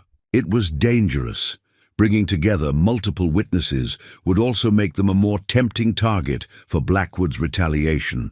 But as Jude watched Lenora and Sarah work together, sharing strategies and drawing strength from each other, he began to understand something his mother had tried to teach him years ago. Some battles couldn't be fought alone. Some victories required people to stand together, even when, especially when, the odds seemed impossible. As they prepared to leave Copper Creek, Sarah gave Lenora something unexpected, a small leather journal filled with names and locations of other women who'd had trouble with the Blackwoods. I've been keeping track, Sarah explained, writing down everything I could remember, everything I heard. I thought maybe someday someone would be brave enough to use it. Lenora held the journal like the precious thing it was. Sarah, this is evidence of a conspiracy. This could bring down the whole operation. Then use it, Sarah said fiercely. Use it to make sure no other woman goes through what we went through. That night, as they camped under the stars on the way back to the ranch, Lenora showed Jude some of the entries in Sarah's journal. Name after name, story after story, all painting a picture of systematic abuse and intimidation. How many do you think would be willing to testify? He asked. I don't know, but even if only half of them agreed, it would be enough to show a pattern. She closed the journal and looked up at the stars. Jude, what we're talking about doing, it's not just about seeking justice for ourselves anymore. I know. It's about stopping them from hurting anyone else. It's about making sure no other woman ends up tied to a cross in the desert. Jude thought about his mother's locket, hidden away for safekeeping back at the ranch. Eleanor Vale had raised a daughter who understood that some fights were bigger than any one person, that some stands had to be taken regardless of the personal cost. We'll do it, he said. We'll find these women and we'll bring them together. And we'll tell the whole truth in front of God and everybody, even if it destroys us, especially if it destroys us." He looked at her across the dying campfire. "Because some things are more important than our own survival." She nodded, understanding. In the morning, they would ride back to the ranch and begin the dangerous work of building a case that could topple an empire. But tonight, under the vast desert sky, they held each other and drew strength from the knowledge that they weren't fighting alone anymore. Somewhere in the darkness, a night bird called to its mate, and another answered. The sound carried across the empty miles, a reminder that even in the loneliest places, there was always the possibility of connection, of finding others who shared your song. Tomorrow would bring new challenges, new dangers, but it would also bring new allies, new hope, and the growing certainty that some battles were worth fighting, regardless of the odds. The locket around Lenora's neck caught the firelight, holding the image of a woman who'd never lived to see this moment, but whose strength lived on in her daughter's courage. Some legacies, Jude realized, were stronger than the people who left them behind, and some fights were worth finishing, no matter how long they took. The forged legal documents arrived with Sheriff Dalton himself 3 days before their deadline expired. Jude was repairing a section of fence when he saw the dust cloud approaching, not just the sheriff, but a whole procession that included a territorial judge, a clerk with a leather satchel, and enough deputies to handle serious trouble. Lenora emerged from the house as the riders approached, wiping her hands on her apron. She'd been baking bread, filling the house with the warm scent of civilization in a place that sometimes felt like the edge of the world. Now she stood beside Jude, and he could feel the tension radiating from her like heat from a forge. "Morning, Coulter," Sheriff Dalton called out as he dismounted. He was a heavy-set man, with shrewd eyes and a politician's smile. "Got some official business to conduct." The man who climbed down from the buggy was introduced as Judge Hartwell, a thin, nervous-looking fellow who kept glancing around as if expecting trouble. Behind him came the clerk, a young man who seemed more interested in getting this business finished than in seeing justice done. "Mr. Coulter, Miss Vale," Judge Hartwell said formally, "I'm here to execute a writ of attachment for breach of contract and theft of services." "What contract?" Jude asked, though he suspected he already knew. The clerk opened his satchel and withdrew a thick sheaf of papers. "The marriage contract between Miss Lenora Vale and Mr. Ezra Blackwood, duly witnessed and notarized in St. Louis, Missouri, and filed with this territorial court." Lenora stepped forward. "May I see it?" Judge Hartwell nodded to the clerk, who handed over the documents. As Lenora read, her face grew pale, then flushed with anger. "This isn't the contract I signed," she said firmly. "That's a serious accusation, Miss Vale," the judge replied. "Are you suggesting that officers of this court have falsified legal documents?" "I'm saying this contract is a forgery." She held up the papers. "The original contract I signed specified that if Mr. Blackwood found me unsuitable for marriage, I would be free to leave with my transportation costs covered. This version says I'm bound to serve the Blackwood family for 5 years, regardless of whether a marriage takes place." "Judge," Hartwell looked uncomfortable. "Do you have a copy of the original contract?" "No, I was told the copy would be sent to me after the marriage ceremony." "Then I'm afraid it's your word against documented evidence," the judge said, "and this court must rely on official records." Jude felt the trap closing around them. It was exactly what they'd expected, but seeing it play out still felt like a physical blow. The whole legal system was rigged, bought and paid for by Blackwood's money. "Judge," he said carefully, "might I ask who witnessed this contract in St. Louis?" The clerk consulted the documents. "A Mr. Harrison Webb and a Mrs. Margaret Finch, both residents of St. Louis." Lenora's eyes widened. "Harrison Webb is dead. He died 2 months before I left St. Louis. I attended his funeral myself." A murmur went through the assembled men. Even Sheriff Dalton looked surprised by this revelation. "Are you certain?" Judge Hartwell asked. "Absolutely certain. Mr. Webb was my father's business partner. I helped my father close out his affairs. After the funeral," the judge looked at the clerk, who shuffled through the papers with growing agitation. "The document is dated 3 weeks before Miss Vale's departure from St. Louis, which would be 6 weeks after Harrison Webb died," Lenora said flatly. Judge Hartwell was quiet for a long moment, studying the documents. When he looked up, his expression had changed subtly. "Miss Vale, this is a very serious allegation. If these documents have been falsified, it would constitute fraud on a territorial level. I'm prepared to swear to it before God and this court," Lenora replied. "Even so, I would need corroborating evidence. The word of the accused party alone is insufficient to overturn documented contracts." It was then that Jude made a decision that would change everything. "Judge Hartwell, what if I told you this wasn't an isolated case? What if I could provide evidence of a pattern of forged contracts and false documentation?" The judge's eyebrows rose. "What kind of evidence?" Jude looked at Lenora, who gave him a slight nod. They'd agreed to save Sarah's journal as a last resort. But it seemed that moment had arrived. "Lenora," he said quietly. She reached into her dress pocket and withdrew the leather journal Sarah had given them. "Judge Hartwell, this contains documentation of at least 6 other women who were brought to this territory under similar contracts, all of whom were subjected to abuse and false imprisonment." She handed the journal to the judge, who opened it and began reading. As he scanned the pages, his expression grew increasingly grim. "Where did you get this?" he asked. "From one of the victims, a woman named Sarah Mitchell, who was supposed to marry into the Blackwood family, but escaped when they tried to force her into an unwanted arrangement." Judge Hartwell continued reading, his face growing paler with each page. "These are very serious accusations, Miss Vale. Forgery, fraud, false imprisonment, conspiracy, all documented," Lenora said, "with names, dates, and witnesses." Sheriff Dalton stepped forward, clearly agitated. "Judge, we came here to execute a legal writ, not to listen to wild accusations." "Sheriff Dalton," the judge interrupted sharply, "how many of these cases came through your office?"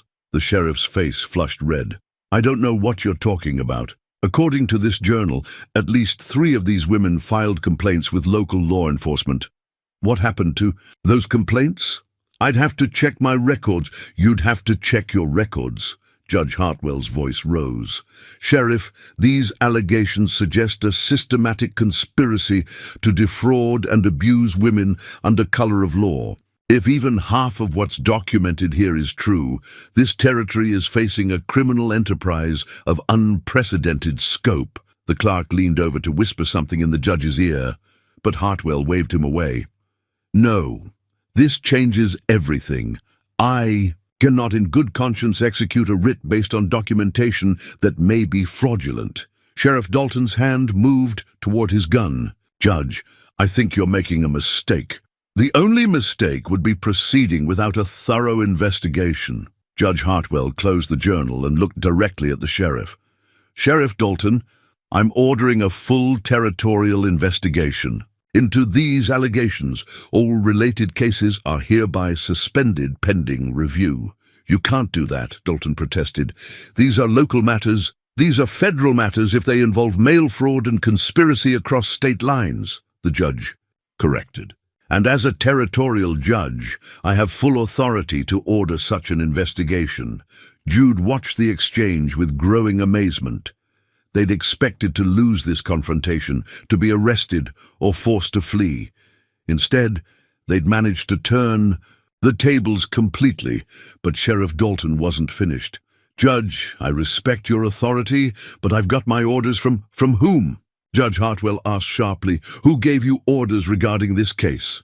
The sheriff's mouth clamped shut, but the damage was done. Everyone present understood the implication. "I see," the judge said quietly. "Sheriff, You're relieved of duty pending the outcome of this investigation. Deputy Morrison, you'll assume temporary command of local law enforcement. One of the younger deputies stepped forward, looking stunned. Sir, I don't know if I'm qualified. You're qualified if you can follow the law instead of whoever's paying. The most, Judge Hartwell replied. Your first duty is to ensure these witnesses are protected until they can testify before a proper tribunal. As the confrontation continued to unfold, Jude began to understand just how deep the corruption ran. This wasn't just about Ezra Blackwood's abuse of mail-order brides. This was about a systematic takeover of local government, law enforcement, and the courts themselves. The forged documents weren't just evidence of fraud, they were evidence of a conspiracy that reached into every level of territorial authority. And now, thanks to Sarah's journal and Lenora's courage, that conspiracy was beginning to unravel. Judge Hartwell turned to address Jude and Lenora directly. Miss Vale, Mr. Coulter, I want you to understand the gravity of what you've initiated. Here, if these allegations prove true, we're looking at criminal charges against some of the most powerful men in the territory. We understand, Your Honor, Lenora replied, and we're prepared to see it through to the end. Good, because the men you're accusing won't go quietly. They have resources, influence, and a lot to lose. The judge looked around at the assembled. Men, from this moment forward, you're both under the protection of this court. Anyone who attempts to intimidate or harm you will be answering to federal authorities. As the official party prepared to leave, Judge Hartwell pulled Jude aside. Mr. Coulter, I hope you understand what you've gotten yourself into. Blackwood has been building his power base for years.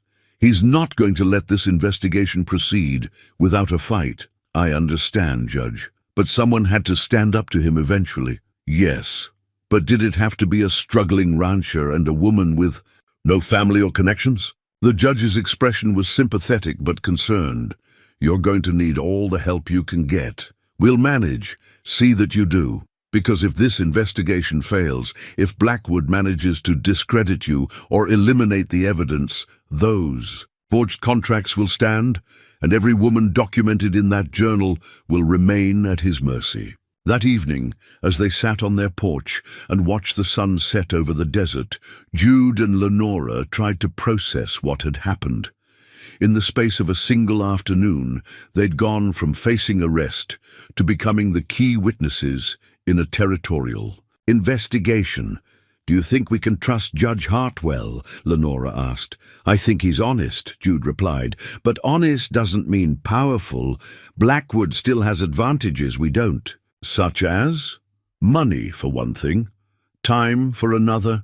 And the home field advantage. Jude leaned back in his chair. An investigation takes time to complete. Meanwhile, Blackwood will be working to discredit us, eliminate witnesses, maybe even arrange for accidents to happen to people who know too much. Lenora was quiet for a moment, considering. Jude, I want to ask you something, and I want you to answer honestly. All right. Are you sorry?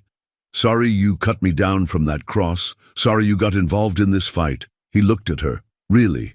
Looked at her, taking in the strength in her shoulders, the intelligence in her eyes, the quiet courage that had transformed both their lives. No, he said finally, I'm not sorry. Even if this destroys us both, I'm not sorry. Good, she said, reaching over to take his hand, because I'm not sorry either, as they sat together in the gathering darkness, holding hands and watching the first stars appear.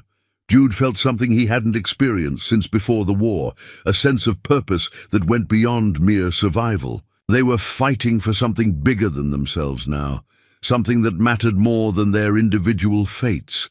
The forged documents had been meant to trap them, to force them into submission through the weight of fraudulent law. Instead, they'd become the key that unlocked a much larger truth. Tomorrow would bring new challenges, new dangers. Blackwood would strike back, and when he did, it would be with everything he had. But tonight, they'd won a victory that neither of them had dared to hope for. The law, it turned out, still meant something when it was wielded by honest hands. And sometimes, just sometimes, the truth was stronger than money, influence, or the accumulated power of corrupt men. It was a small comfort in a dangerous world, but sometimes small comforts were all you needed to keep fighting. And fight they would until justice was done or they died in the attempt. Some battles, after all, were worth everything you had to give. The field manual came out of its hiding place the morning after Judge Hartwell's visit. Jude hadn't touched it in 3 years, hadn't even thought about it much since he'd packed it away with the rest of his military gear. But now, as he spread the worn pages across his kitchen table, he felt the familiar weight of command settling on his shoulders. Reconnaissance and advance positioning for small unit operations. Lenora read aloud, looking over his shoulder. "This was yours?" Written by someone a lot smarter than me, but I added my own notes over the years. Jude pointed to the margins, filled with cramped handwriting in pencil and ink. 4 years of learning how to stay alive when the other side has more men, more supplies, and better position. And you think we're going to need military tactics? Lenora, what we did yesterday was declare war on the most powerful man in 3 counties. He's got money, influence, and men who aren't particular about how they handle problems. Jude traced a finger along a diagram showing defensive positions. We need to think like soldiers now, because that's what this has become. A war. The first thing the manual taught was the importance of intelligence gathering. Know your enemy, know his resources, know his weaknesses. So while Lenora worked on reaching out to the women in Sarah's journal, Jude began a careful reconnaissance of the Blackwood Empire. What he found was sobering. Ezra Blackwood didn't just own the Double B Ranch. He had financial interests in the bank, the general store, the feed mill, and half the businesses in town. He employed directly or indirectly nearly a quarter of the local population. He was the kind of man who could destroy someone's livelihood with a word, who could make life impossible for anyone who crossed him. But the manual also taught that every fortress had weak points, every army had supply lines that could be cut.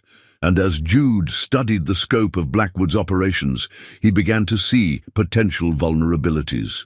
His power comes from isolation, Jude explained to Lenora as they worked together that evening. He controls information, controls who talks to who, makes sure his victims never realize they're not alone. That's why Sarah's journal is so important, Lenora replied.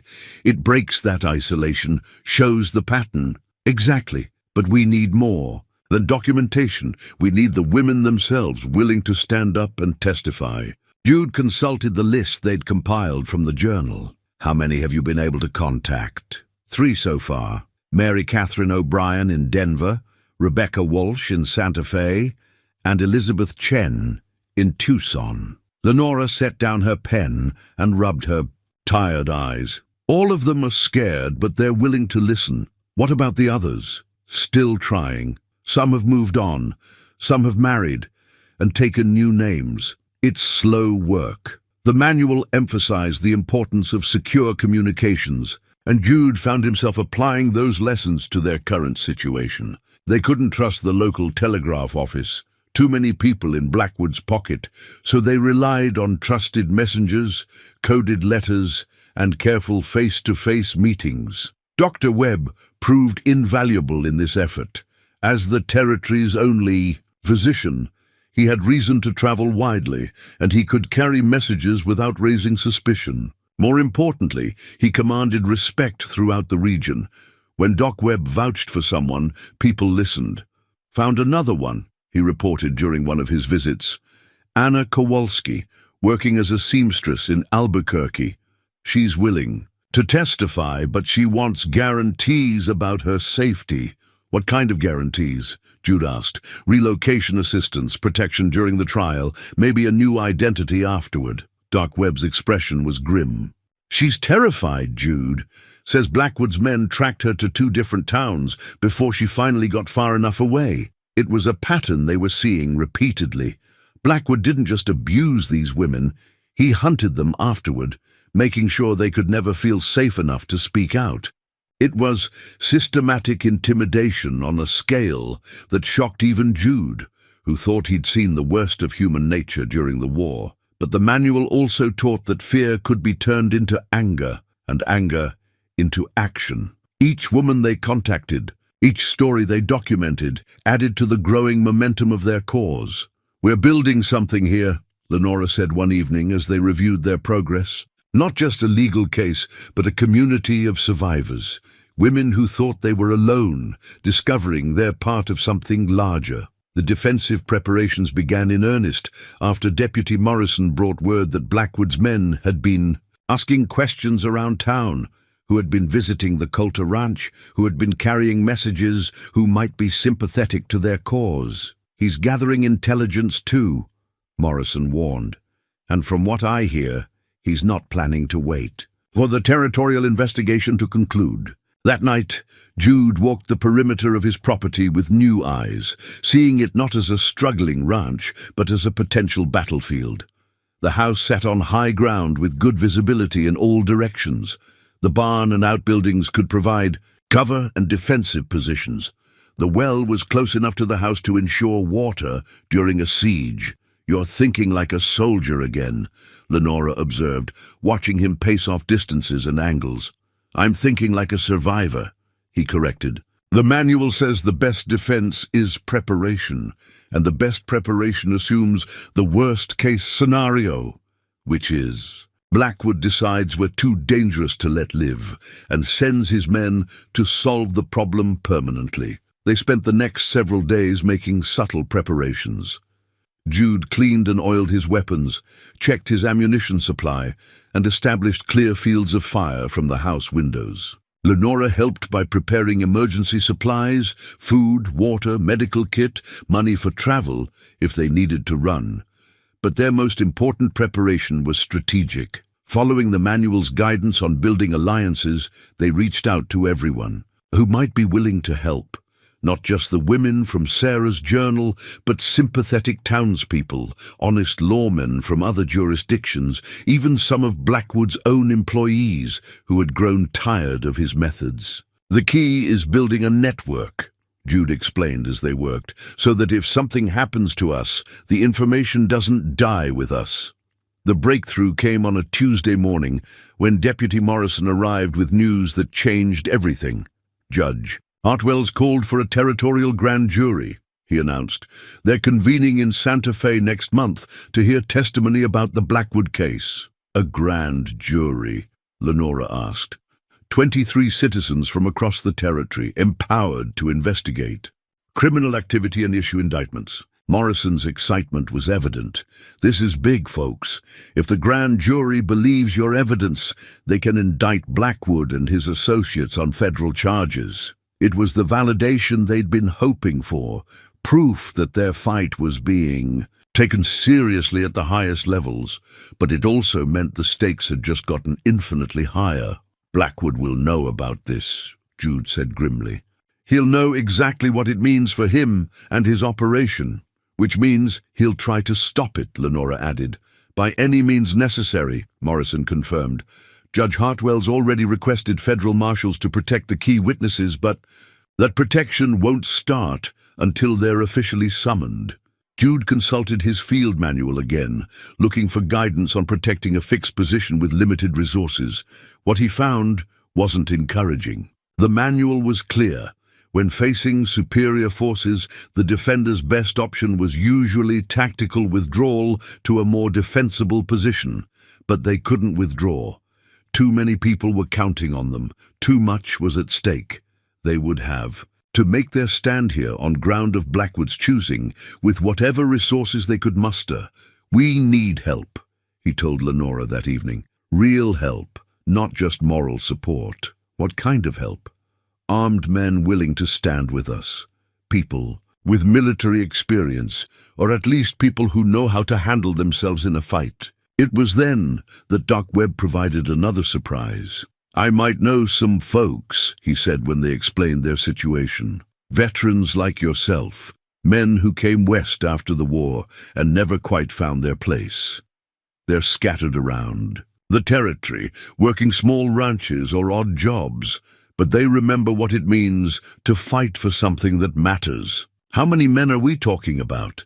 Maybe a dozen if they're all willing. Maybe more if word spreads. Doc Webb's expression was serious. But Jude, once you call them in, there's no going back. This becomes a real war with real casualties. Jude thought about the medal hidden in his bedroom, about the men he'd led into battle during the war, about the friend he'd lost, saving others. He thought about Lenora, brave and determined, willing to risk everything for justice. He thought about all the women whose stories were documented in Sarah's journal, and all the women who might suffer in the future if they failed. "Make the calls, Doc," he said finally. "It's time to gather the troops." As they prepared for what might be their final battle, Jude found himself reading and rereading certain passages in the field manual. The ones about leadership under fire, about making impossible decisions, about the weight of command when other people's lives hung in the balance. "Are you afraid?" Lenora asked him one night as they sat by the fire, listening to the desert wind. "Terrified," he admitted, "but not of dying. I'm afraid of failing, afraid that all these people who are trusting us, believing in us, will suffer because I made the wrong choice." "You didn't make this choice," she reminded him. "Blackwood did, when he decided that people were property he could buy and sell and dispose of as he pleased. Maybe. But I chose to cut you down from that cross. I chose to stand up to his men. I chose to turn this into a war. And I chose to stay. To fight beside you, to risk everything for the chance at justice." She reached over and took his hand. "We made these choices together, Jude. Whatever comes next, we face it together." Outside, something moved in the darkness. Probably just a coyote or a stray cow, but enough to remind them that they were being watched, that their enemies were gathering just as surely as their allies. The field manual lay open between them, its pages filled with the hard-won wisdom of men who had faced impossible odds and somehow found a way to prevail. Tomorrow would bring new challenges, new dangers, new tests of their resolve, but tonight they had each other, they had a plan, and they had the quiet satisfaction of knowing they were fighting the good fight. In a world full of compromise and corruption, that was worth more than all of Blackwood's money and influence combined. The battle was coming, whether they were ready or not. All they could do was prepare as best they could and trust that sometimes, just sometimes, right made. Might it would have to be enough because it was all they had. The rifle had been his companion through 4 years of war, a .50 caliber Springfield that had never failed him when his life depended on its accuracy. Jude cleaned it one more time in the pre-dawn darkness, running the oiled cloth along the barrel with practiced precision. His hands moved automatically through the familiar ritual, but his mind was focused on the ridgeline, where the first faint hint of sunrise was beginning to show. They would come with the sun, he knew. Blackwood's men weren't the type to attack. In darkness, they preferred to see their enemies clearly, to make sure their message was understood by anyone watching. This wouldn't be a subtle assassination. It would be a public demonstration of what happened to people who crossed Ezra Blackwood. "How many do you count?" Lenora asked softly from her position at the east window. She held Doc Webb's old hunting rifle, and though she'd never fired it in anger, she'd proven to be a natural shot during their practice sessions. 12 riders on the main approach," Jude replied, studying the distant figures through his field glasses. "Maybe more in reserve, staying back out of sight." The men Doc Webb had summoned had begun arriving 2 days earlier. 7 veterans in total, ranging in age from 30 to 50, all carrying the particular watchfulness that marked men who'd seen too much fighting. They'd positioned themselves in the barn, the tool shed, and behind carefully constructed barriers around the ranch yard. It wasn't an army, but it was enough. Maybe. Tom Harwick's leading them, Jude observed, recognizing the lean figure at the head of the approaching column. "That's good. He's careful, professional. He'll try to talk first." "Is that better or worse for us?" "Better. Gives us time to see what they really want, what they're willing to do." Jude set down the field glasses and checked his rifle one more. Time. And it gives the witnesses time to reach Santa Fe. That had been their secondary objective, buying time for the women from Sarah's journal to reach the territorial capital safely. Mary Catherine O'Brien and Rebecca Walsh were already there, under federal protection. 3 others were traveling under escort, due to arrive within days. If Jude and Lenora could delay Blackwood's retaliation long enough, the grand jury would have the testimony it needed to move forward. The riders approached slowly, deliberately, making no effort at concealment. It was a show of force, designed to intimidate through sheer numbers and confidence. But Jude had learned during the war that sometimes a show of force revealed more about your enemy's weaknesses than his strengths. Why so many men for one rancher? And one woman, he murmured, more to himself than to Lenora. Because they're scared, she replied, understanding immediately. They wouldn't need 12 armed men if they thought we were helpless. The column halted about 200 yards from the house, just out of effective rifle range. Tom Harwick spurred his horse forward alone, stopping when he reached the fence line that marked the edge of Jude's property. "Coulter," he called out. "We need to talk." Jude stepped onto the porch, his rifle held casually but ready. Behind him, he could sense rather than see his allies taking their positions, barrels appearing at windows and doorways like the spines of some defensive creature. "I'm listening, Tom. Mr. Blackwood's got a proposition for you. Might be we can settle this without anyone getting hurt." "What kind of proposition?" Harwick reached into his vest and pulled out a thick envelope. "Deed transfer and bill of sale. Mr. Blackwood's prepared to buy your ranch for fair market value. You and the woman can leave the territory with enough money to start over somewhere else." Jude felt a bitter smile, tugging at his lips. Even now, Blackwood was trying to make this about business, about transactions and legal documents, as if the systematic abuse of women could be resolved with a real estate deal. "And in return," Jude called back, "you forget whatever wild stories you might have heard. The woman drops her accusations. Everyone goes their separate ways. No hard feelings." "What if I'm not interested in selling?" Harwick's voice took on a harder edge. "Then Mr. Blackwood's prepared to use other means of persuasion. He's got writs and warrants, legal papers that say you're harboring a fugitive. Sheriff's deputies, ready to enforce the law." "What sheriff?" Jude asked. "Last I heard, Dalton was relieved of duty. New sheriff, appointed this morning. Man who understands how things work in this territory." It was exactly what they'd expected.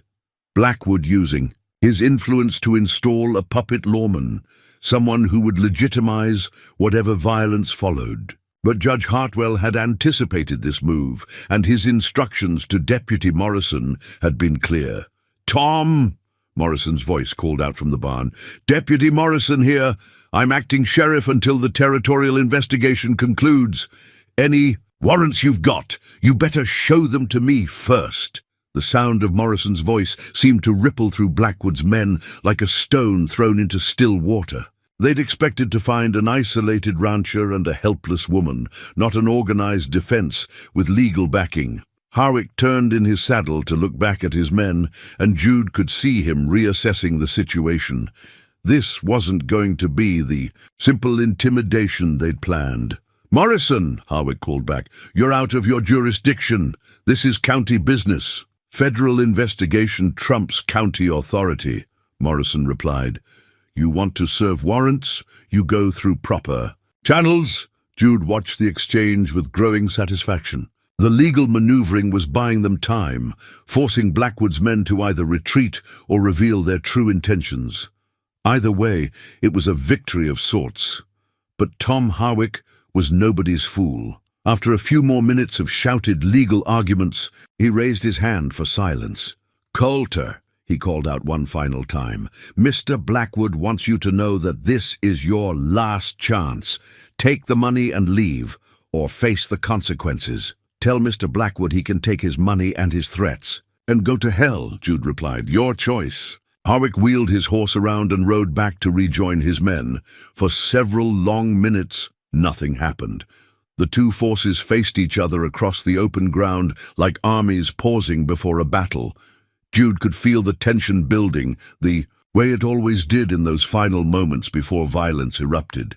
Then one of Blackwood's men made a crucial mistake. Thinking himself unobserved, he began working his way around the ranch's southern flank, clearly intending to get behind the defenders. It was exactly the kind of tactical error that Jude's field manual warned against: underestimating your enemies. Awareness and preparation. Southwest corner, Jude called out quietly, knowing his voice would carry to his allies. One rider trying to flank us. The response was immediate and professional. Jack Morrison, Doc Webb's nephew, not the deputy, appeared from behind the tool shed with his rifle trained on the flanking rider. "That's far enough, friend," Jack called out. "Turn around and rejoin your friends." The rider's horse shied and reared as he realized he'd been spotted. For a moment, it looked like he might comply with the order. Then, perhaps thinking he could still salvage the situation, he went for his gun. Jack Morrison's rifle cracked once. A clean shot that took the man out of his saddle without killing him. But it was the signal both sides had been waiting for. Take. "Cover!" Jude shouted, and the carefully rehearsed plan went into action. His allies disappeared behind their prepared positions as Blackwood's men spurred their horses toward the ranch buildings. But instead of a helpless target, they found themselves riding into a well-planned crossfire. The barn erupted with rifle fire, covering the main approach. The tool shed and outbuildings added their voices to the chorus, creating overlapping fields. A fire that turned the ranch yard into a killing ground. And from the house itself, Jude and Lenora added precise, aimed shots that forced the attackers to seek cover rather than press their assault. It was over in less than 10 minutes. When the shooting stopped, 3 of Blackwood's men were down, 1 dead, 2 wounded. The rest had retreated to the safety of a low ridge, dragging their casualties with them. Tom Harwick's voice could be heard shouting orders, trying to regroup his scattered force. "Anyone hurt on our side?" Jude called out. "Bullet crease on my arm," came Jake Patterson's voice from the barn. "Nothing serious." "Minor nick here," added Morrison from the tool shed. "These boys aren't as good as they think they are." Jude allowed himself a moment of satisfaction. The first phase of the battle had gone exactly as planned. They demonstrated that the ranch was too well defended for a frontal assault, forcing Blackwood's men to either retreat or try a different approach. But he knew this was far from over. Harwick was too experienced to be defeated by one failed attack, and Blackwood had too much at stake to give up easily. They would regroup, reassess, and try again. "Lenora," he said quietly, "time to send the signal." She nodded and moved to the window that faced toward town. Using the mirror they'd positioned there for this purpose, she began flashing reflected sunlight in a predetermined pattern. 3 long flashes, 3 short, 3 long. The international distress signal, visible to anyone with the right equipment and knowledge. Within minutes, they saw an answering flash from the church steeple in town. Doc Webb had stationed a man there with instructions to alert the territorial authorities if violence erupted at the ranch. Help was coming, but it would take time to arrive. The question was whether they could hold out long enough for it to matter, as, if reading his thoughts, Tom Harwick's voice carried across the distance between them. "Coulter, you've made your point, but this is far from over. Mr. Blackwood's got resources you can't imagine. He can wait longer than you can." Jude stepped back onto the porch, his rifle ready, but not aimed directly at the distant riders. "Tom," he called back, "tell Mr. Blackwood something for me. Tell him that some things are worth fighting for, no matter how long it takes. Tell him that some people can't be bought, threatened, or broken." "Noble words," Harwick replied, "but words don't stop bullets, and bullets don't care about noble causes." "Maybe not," Jude answered, "but sometimes a man's got to stand up for what's right, regardless of the odds." It was a declaration of war in the most formal sense, a public statement that this conflict would continue until one side or the other was completely defeated. There would be no more negotiations, no more attempts at compromise. The die was cast, and everyone involved understood exactly what that meant. As the morning sun climbed higher, casting long shadows across the desert landscape, both sides settled. in for a siege that would test everything they believed about courage, conviction, and the price of justice in an unforgiving land. Lenora's testimony was written in careful, precise handwriting on sheets of paper she'd saved from her father's store. Good quality writing paper that would survive handling and time. As the afternoon sun slanted through the windows of the besieged ranch house, she put the finishing touches on what might be the most important document of her life. "Listen to this," she said to Jude, who was keeping watch at the front window. "I, Lenora Vale, being of sound mind and under oath before God, do hereby testify to the following acts of criminal conspiracy and abuse perpetrated by Ezra Blackwood and his associates." She read the entire statement aloud, 7 pages detailing not just her own experience, but everything they'd documented about the systematic abuse of mail-order brides, the forged contracts, the corruption of local law enforcement, and the broader conspiracy to defraud and exploit vulnerable women. "It's perfect," Jude said when she finished. "Clear, detailed, impossible to dismiss as the ravings of a bitter woman. That's the point. Whatever happens here today, this testimony needs to survive." She carefully folded the papers and sealed them in an oiled leather pouch. "Even if we don't," the siege had settled into an uneasy pattern over the past several hours. Blackwood's men controlled the high ground, but couldn't advance without taking heavy casualties. Jude's defenders held the ranch buildings, but were effectively trapped. Both sides were waiting for something to break the stalemate. That something arrived just after 3 o'clock in the form of a lone rider approaching from the east. Tom Harwick met the man halfway between the ridge and the ranch, and even at a distance, Jude could see the urgency of their conversation. "Reinforcements?" suggested Jack Morrison from his position in the barn. "Maybe," Jude replied, studying the new arrival through his field glasses. "But the body language is wrong, looks more like bad news." He was proven right when Harwick spurred his horse toward the ranch house, riding alone with a white bandana tied to his rifle barrel. "Coulter," he called out as he approached. "Need to parley. Something's changed." Jude stepped onto the porch, his rifle ready but lowered. "What's changed, Tom?" "Federal marshals just rode into town. 3 of them, with warrants for Mr. Blackwood's arrest." Harwick's usual confidence was noticeably shaken. "Seems your grand jury moved faster than anyone expected." Jude felt a surge of hope mixed with caution. "What's that got to do with us, Mr. Blackwood wants to make a deal. He's willing to drop all charges, forget the contracts, even pay compensation to the women who were wronged." Harwick's voice carried a note of desperation. "All he wants in return is safe passage out of the territory." "And what makes him think we have any say in whether he gets safe passage? Because those federal marshals are going to want to talk to you and Miss Vale. Your testimony could be the difference between Blackwood facing a few years in prison or hanging for conspiracy and attempted murder." Lenora appeared in the doorway beside Jude, her written testimony still clutched in her hands. "Mr. Harwick," she called out, "are you suggesting we help a criminal escape justice in exchange for money?" "I'm suggesting you might want to consider whether revenge is worth more to you than your lives," Harwick shot back.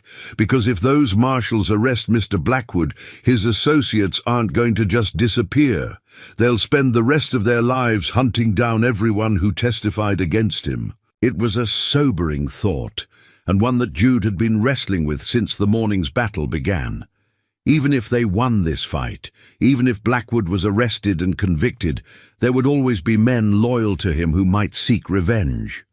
But as he looked at Lenora, saw the determination in her face and the carefully written testimony in her hands, he knew there was only one answer they could give. "Tom," he called back, "you tell Mr. Blackwood that justice isn't for sale, not for any price." "Then you're both fools." Harwick's composure finally cracked. "You think those marshals can protect you forever? You think hiding behind federal badges makes you safe? We think doing the right thing is worth the risk," Lenora replied firmly. Harwick stared at them for a long moment, then shook his head slowly. "So be it, but don't say you weren't warned." He wheeled his horse around and rode back toward his men, and Jude could see him gesturing angrily as he rejoined them. Whatever restraint Blackwood's money and influence had provided was about to disappear. They're going to make one last try. Jude told his defenders, everything they've got right at us, make every shot count, but the attack when it came wasn't what any of them expected. Instead of another frontal assault, Blackwood's men split into 3 groups. One created a diversion on the north side of the ranch, drawing defensive fire while the other 2 moved to surround the buildings completely. It was a professional maneuver, the kind of tactic that required coordination and experience. They've got military leadership, observed Jake Patterson from the barn. Someone who knows what he's doing. That someone proved to be a man Jude didn't recognize, a stranger with the bearing of a cavalry officer and the cold eyes of someone who killed for money. He directed the assault with hand signals and whistle commands, keeping his men spread, out and moving, never presenting a concentrated target.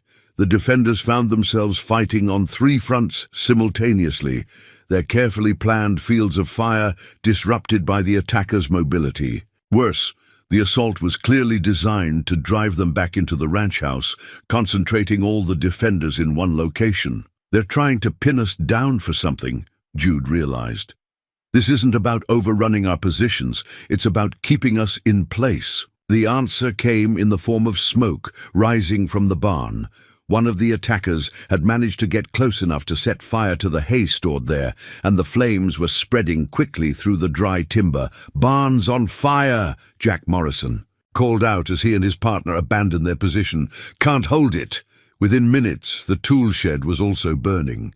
The attackers were using fire as a weapon, systematically destroying the outlying buildings and forcing the defenders to retreat to the house. "This is it," Jude told Lenora as they watched their carefully prepared defenses go up in smoke.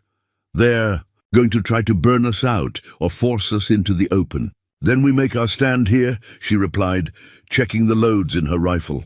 The final assault came just as the sun was setting, painting the sky in shades of red and gold that matched the flames consuming the ranch buildings. Blackwood's men advanced on foot now, using the smoke and confusion to mask their approach. But they hadn't counted on the determination of people who truly had nothing left to lose. The defenders of the ranch house fought with the desperation of the cornered, making every bullet count, every position costly to take. Jude found himself back in familiar territory, the kind of close-quarters combat that had marked the worst. Battles of the war. Men shouting, guns blazing, the smell of powder smoke and burning wood filling the air. But this time, he wasn't fighting for abstractions like union or states' rights. He was fighting for the woman beside him, for the justice they'd sworn to uphold, for the simple right to live free from the whims of powerful men.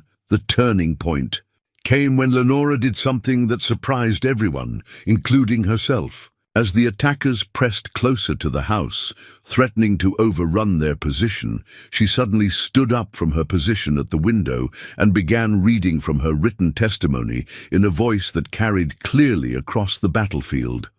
"I, Lenora Vale, do hereby testify that on the 15th day of July, 1887, I was subjected to attempted murder by persons acting under the direction of Ezra Blackwood." Her voice cut through the chaos like a bell, clear and strong and utterly fearless. The attackers, confused by this unexpected development, actually paused in their assault. "I further testify that this attack was part of a systematic campaign of abuse and intimidation directed against women who refused to submit to illegal servitude." "Lenora," Jude called out, "get down!" But she continued reading, her voice growing stronger with each word. "These crimes were committed with the knowledge and participation of corrupt law enforcement officials, including Sheriff Dalton and his deputies."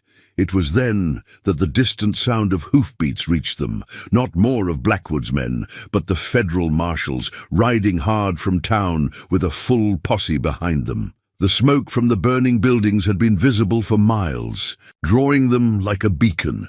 The effect on the attackers was immediate and decisive. Faced with the prospect of fighting federal officers while witnesses testified to their crimes, they began a fighting retreat that quickly became a rout. Tom Harwick was among the last to withdraw, pausing only long enough to shout one final warning.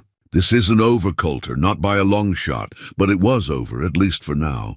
As the federal marshals secured the area and began rounding up the surviving attackers, Jude and Lenora stood among the ruins of their ranch and surveyed what they'd won. The buildings were mostly destroyed, the cattle scattered, the carefully tended improvements reduced to ash and memory. By any practical measure, they'd lost everything, but Lenora still held her written testimony intact and ready to be presented to the grand jury. Sarah's journal had survived, along with all the evidence they'd gathered of Blackwood's crimes, and most importantly, they were alive to tell their story. Was it worth it? Jude asked, as they watched the marshals lead away the last of their attackers. Lenora looked down at the papers in her hands, then out at the desert landscape where the first stars were beginning to appear. "Ask me again when the trial's over," she said, "when all those women have had their day in court, when justice has finally been done, and if Blackwood escapes, if his money and influence find a way to corrupt the system one more time." She turned to face him, and in the lamplight, from the house, he could see the steel in her eyes that had first attracted him to her. "Then we'll start over and we'll fight again, because some battles are worth fighting, no matter how many times you have to fight them." As they stood together in the ruins of what had been their home, Jude realized that they'd won something more valuable than buildings or cattle or land. They'd won the right to choose their own destiny, to stand up for their beliefs, to face the future with dignity and purpose. It was more than many people ever achieved in a lifetime. And for now, it was enough. The wedding bands were simple gold circles, fashioned by the territorial capital's only jeweler from metal that Jude had carried in his pocket for 3 months. He'd bought the gold with the last of his savings the day after the grand jury handed down their indictments, knowing even then that he wanted to ask Lenora to marry him, but waiting for the right moment to arrive. That moment came on a crisp October morning, 6 weeks after the trial ended, and justice had finally been served. They stood in the ruins of what had been their kitchen, surrounded by the charred timbers and broken stones that marked the end of one life and the beginning of another. "The foundation's still solid," Jude said, kicking at a blackened beam that had once supported the roof. "We could rebuild here if you wanted." "Do you want to?" Lenora asked, studying the destruction with the practical eye she brought to all problems. "Start over in the same place where so much happened?" It was a fair question. The ranch held memories both precious and painful. The quiet evenings they'd spent reading by the fire, the morning he'd carved her comb, the terror and triumph of their final battle against Blackwood's forces. Some people might have wanted to leave it all behind, to find someplace untouched by violence and fear. But Jude had been thinking about it for weeks, ever since the jury foreman had stood up in that Santa Fe courtroom and pronounced Ezra Blackwood guilty on 17 counts of conspiracy, fraud, and conspiracy to commit murder. He'd been thinking about what it meant to claim a place, to put down roots, to say that this piece of earth belonged to him, not because he could pay for it, but because he was willing to fight for it. "I want to rebuild," he said finally. "Not because we have to, but because we choose to, because this place represents something now, the idea that ordinary people can stand up to powerful bullies and win." Lenora nodded slowly, her fingers tracing the outline of where their kitchen table had stood.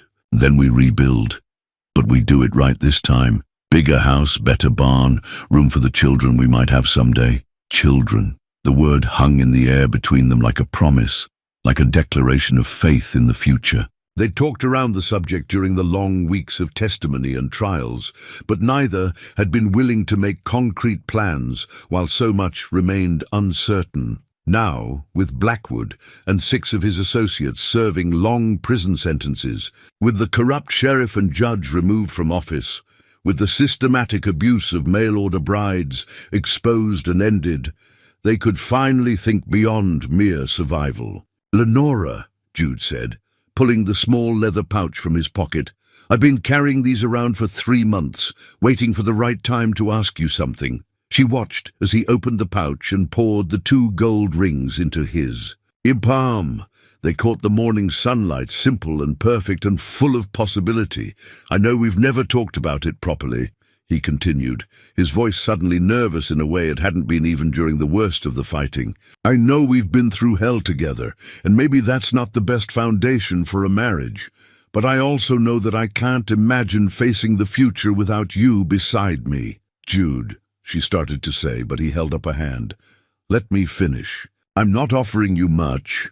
A burned-out ranch, a man with more scars than money, and the certainty that we'll always have enemies who remember what we did to Blackwood." He took a deep breath. "But I'm offering you everything I have. Everything I am, and the promise that I'll spend the rest of my life trying to deserve you."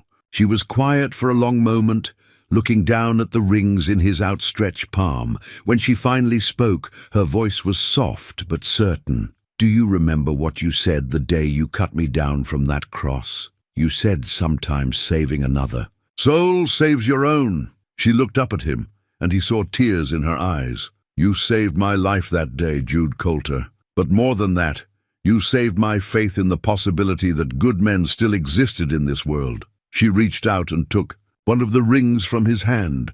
"So yes, I'll marry you, not because I owe you anything, but because I choose you. Because you're the kind of man who fights for what's right, even when it costs him everything."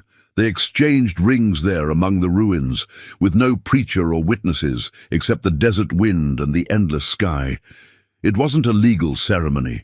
That would come later, in the town church, with Doc Webb giving the bride away and half the territory in attendance. But it was the moment that mattered.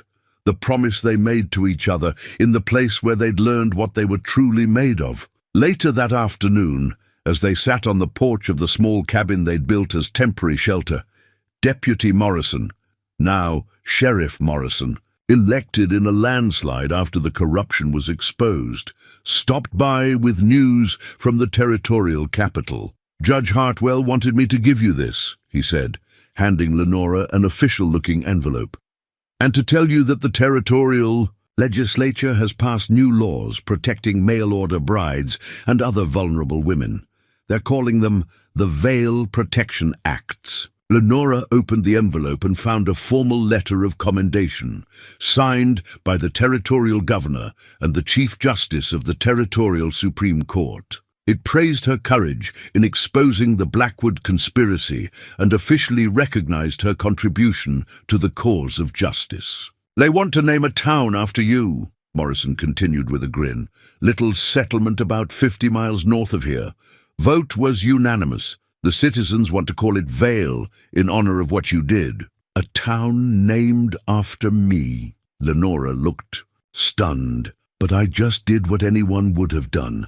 "No," Jude said quietly. "You did what anyone should have done. There's a difference." As Sheriff Morrison prepared to leave, he paused to deliver one final piece of news. "Oh, and Sarah Mitchell asked me to give you this." He handed Lenora a letter sealed with wax. "She's getting married next month. Fellow named Henderson, son of the boarding house owner who protected her that night. Says she wants you and Jude to stand up with them at the wedding." After Morrison left, they opened Sarah's letter and read it together by lamplight. It was full of joy and gratitude, describing her engagement to a good man who loved her for who she was, not what someone else expected her to be. She was teaching school now, she wrote, using the reading and writing skills that had once made her a target to help children build better futures.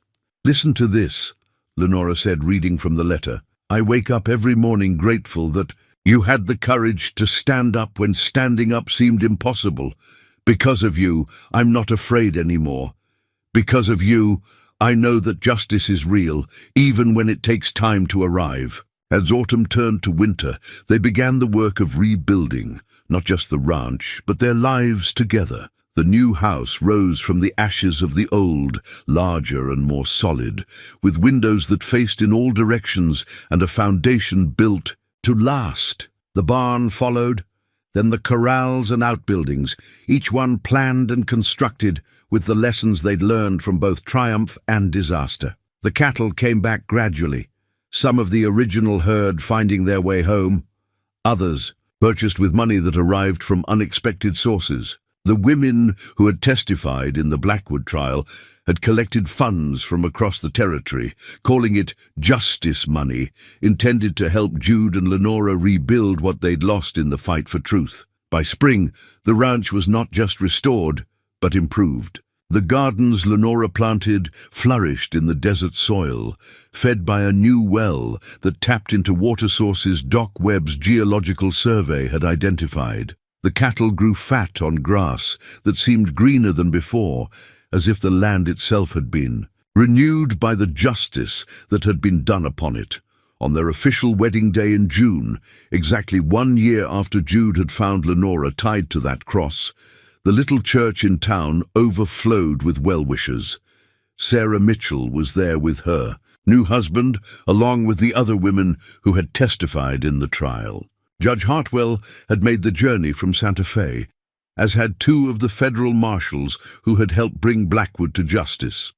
But the moment that meant the most to both of them came during the reception, when an elderly woman approached them, with tears in her eyes. "I'm Mary O'Sullivan," she said, her voice thick with emotion. "My granddaughter was one of the girls who disappeared years ago, before you exposed what was happening. We never knew what became of her, never got justice. For what was done." She pressed a small package into Lenora's hands. "This was hers, a locket our family brought from Ireland. I want you to have it, as a reminder that justice doesn't just serve the living. Sometimes it serves the memory of those who can't speak for themselves anymore." That night, as they sat on the porch of their new home and watched the stars come out over the desert, Jude and Lenora talked about the future. The ranch was thriving. Their love had proven strong enough to survive the worst that life could throw at them, and the territory was a safer place because of their courage. "Do you ever regret it?" Jude asked, turning the Irish locket over in his hands. "All the pain and fear and uncertainty we went through?" "Never," Lenora replied without hesitation. "Not for a single moment. Even knowing what it cost us? Especially knowing what it cost us." She leaned against his shoulder, solid and warm and utterly present. "Because I know what we accomplished. Not just for ourselves, but for every woman who came after us. For every person who saw that ordinary people could stand up to corruption and win." In the distance, a train whistle echoed across the desert, carrying travelers to destinations unknown. But Jude and Lenora were exactly where they belonged, in their own home, on their own land, surrounded by the community they had helped to make more just and safe. The cross where he had found her was long gone, burned in the fire that had consumed the old ranch. But sometimes, in the quiet moments of evening, they would look toward the spot where it had stood and remember the moment their lives had changed forever. Not the moment of pain and abandonment that had brought her there, but the moment of choice that had led him to cut her down. The moment when mercy had triumphed over indifference, when love had proven stronger than hate, when 2 broken people had found in each other the strength to heal not just themselves, but their entire world. It was a story worth telling, a legacy worth leaving, a life worth living. And as they sat together under the vast desert sky, surrounded by the peace they had fought so hard to achieve, they knew that some endings were really just beginnings in disguise. The best was yet to come.